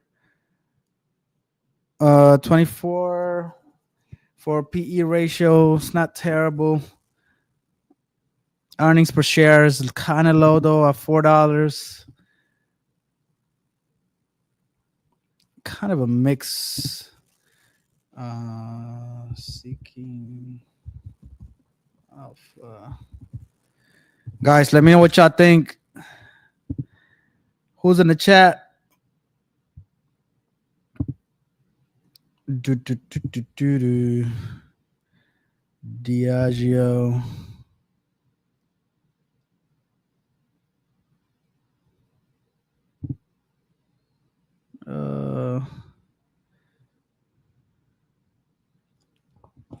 Sip cautiously. Johnnie Walker stumbles.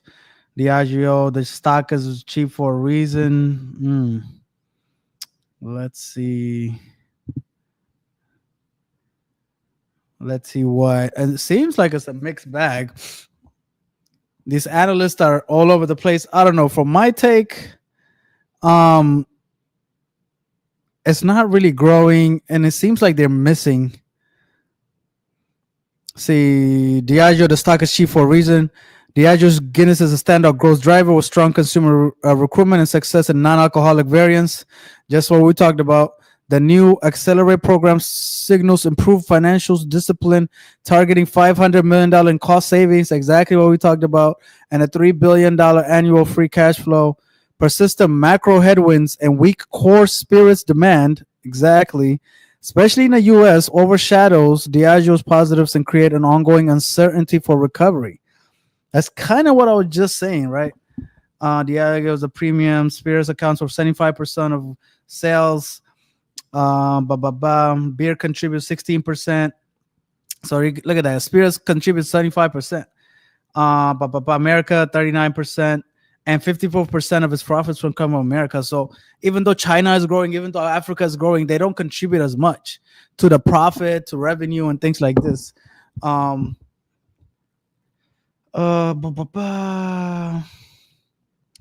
Guinness saw 15% growth. Yep. Guinness 0.0. That's exactly what we talked about. You know, the $500 million saving.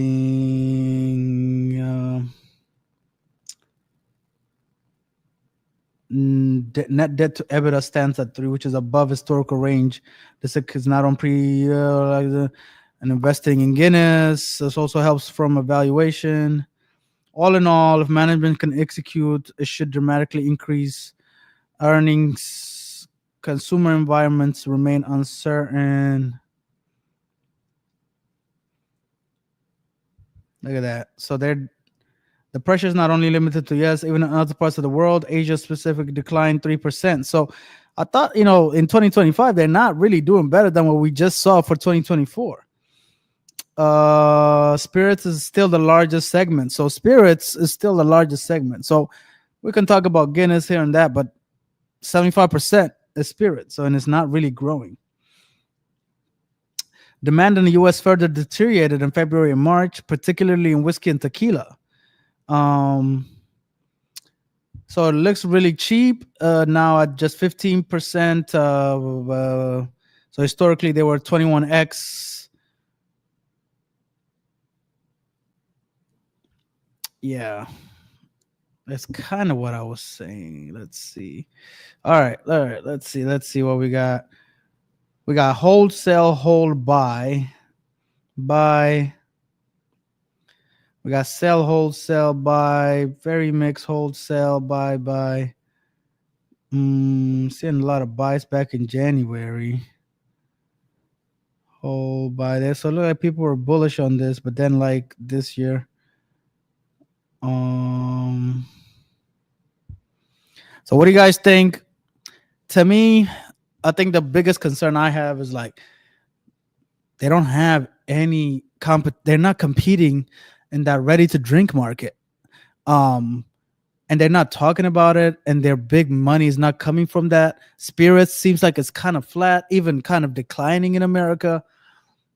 I don't know. It's not a growth stock in a way, but they do dividends though. So let's see their dividends. 4.2% dividend. That's not bad. So it looks more like a dividend stock than anything else. It looks like it's not really growing. So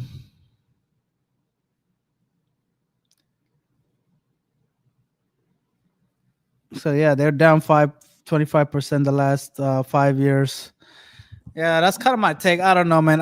I'm not seeing anything exciting here. That's like, oh man, I think this stock is gonna go crazy next 3 to 5 years or something like this. I'm not really seeing it. I wouldn't personally buy this stock. I'm not seeing anything interesting. That's kind of my take. Now, I think Steve is gonna be back tomorrow. We're gonna need what y'all want us to cover, guys. It's Vice Week, so we just looked at one of the biggest brands in liquor in Diageo. Very mixed in their operations. That's kind of the take here. Mixed, kind of flat in a way. I was surprised. I thought they again, they're still profitable. 20% profit margin. They made $4 billion last year in profit. So it's not like they're not making money. From an investment perspective, I don't know. I mean, it is down. It is down like 25% the last 5 years. But I just don't know if this stock is really gonna take off. Yeah, go stock. I'm not really. After looking at all this, I'm not so convinced. Seems like, look at this. It's just been like a freaking nosedive. About 50% down from 2022. Yeah, it looks like it had a big boom, like about COVID, and then sort of seen a decline. Pre-COVID, looks like it's just been kind of hanging out at that 130, 112, 120. Had a big dip. Of course, COVID doesn't really count, but I'm not so excited. Let me know if you're with me, guys, in the chat. Drop a comment, say what's up. Let me know if you're signing out. What are we covering tomorrow? Steve-O's going to let us know. He's going to be hopping on tomorrow. What do y'all want us to cover? You know, it's Vice Week, so we're going to have to do some kind of weed, some kind of casino. You know, what do y'all want us to cover? Other liquor brands, perhaps? Maybe beer, maybe wine. What do y'all want us to cover? Let me know. This your boy AB, man. This is Profit Report. We're at 2.5 hour mark here. Thanks for being with me. Thanks for tuning in. I appreciate you guys for being with me. I had some technical difficulties tonight. But that's Diageo right there. Let me know if you're with me in the chat. Drop a chat. Let me know. I'm about to get ready to sign out. There's no more questions. Let me know what y'all want us to cover tomorrow. Yeah, but you know, like White Claw's killing it. White Claw.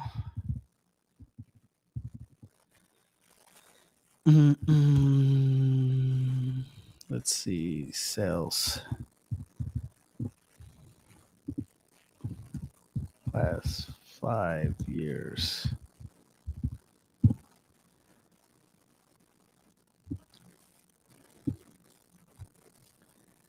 Look at that. Sales cycle 250% increase.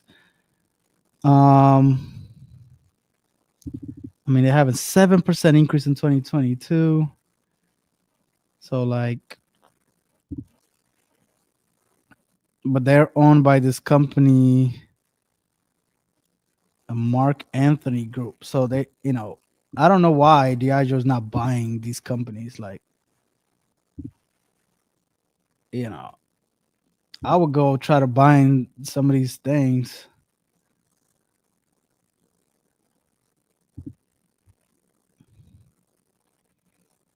White Claw by Messi. All right, guys. That's gonna be it for tonight. We covered Diageo. Mixed results for me. Not really recommending. I can't really say I'll buy the stock. I can't obviously give out investment advice. To me, it's not looking really good. I don't see a big plan going forward. They just had a new CEO they got from Coca-Cola. That's never a good thing when the CEO gets ousted. So it seems like kind of a rough time for Diageo right now. I guess this is the bad thing about having so many brands. Some brands bring you down, some brands bring you up. But when you kind of net it out, it's sort of like, the growth is not there. Again, they're profitable, but the growth is not there. So, as an investor, you always want to um, see return on your investment. You want to see growth. And to me, if I was to invest, I don't see growth in this company. So I'm not investing. Guys, thanks for tuning in. Thanks for being here every night. We stream every night. This your boy AB. I'm riding solo tonight. Finish my drink. Finish the cold one. We'll do something vice. We'll do something, something forbidden tomorrow night. It might be weed. It might be Playboy. I think Playboy was one of the ones we considered doing. So guys, tune in tomorrow about 8:30 Central. We're gonna go live. Steve-O's gonna come back. We're gonna cover yet another company tomorrow. We stream every day, baby. So appreciate y'all for tuning in. Sign out in the chat, say what's up, and then I'm out. It's your boy AB. I appreciate y'all for being here with me. I'm gonna go ahead and end the stream, and I'll see y'all tomorrow. Peace out. Peace, peace, peace.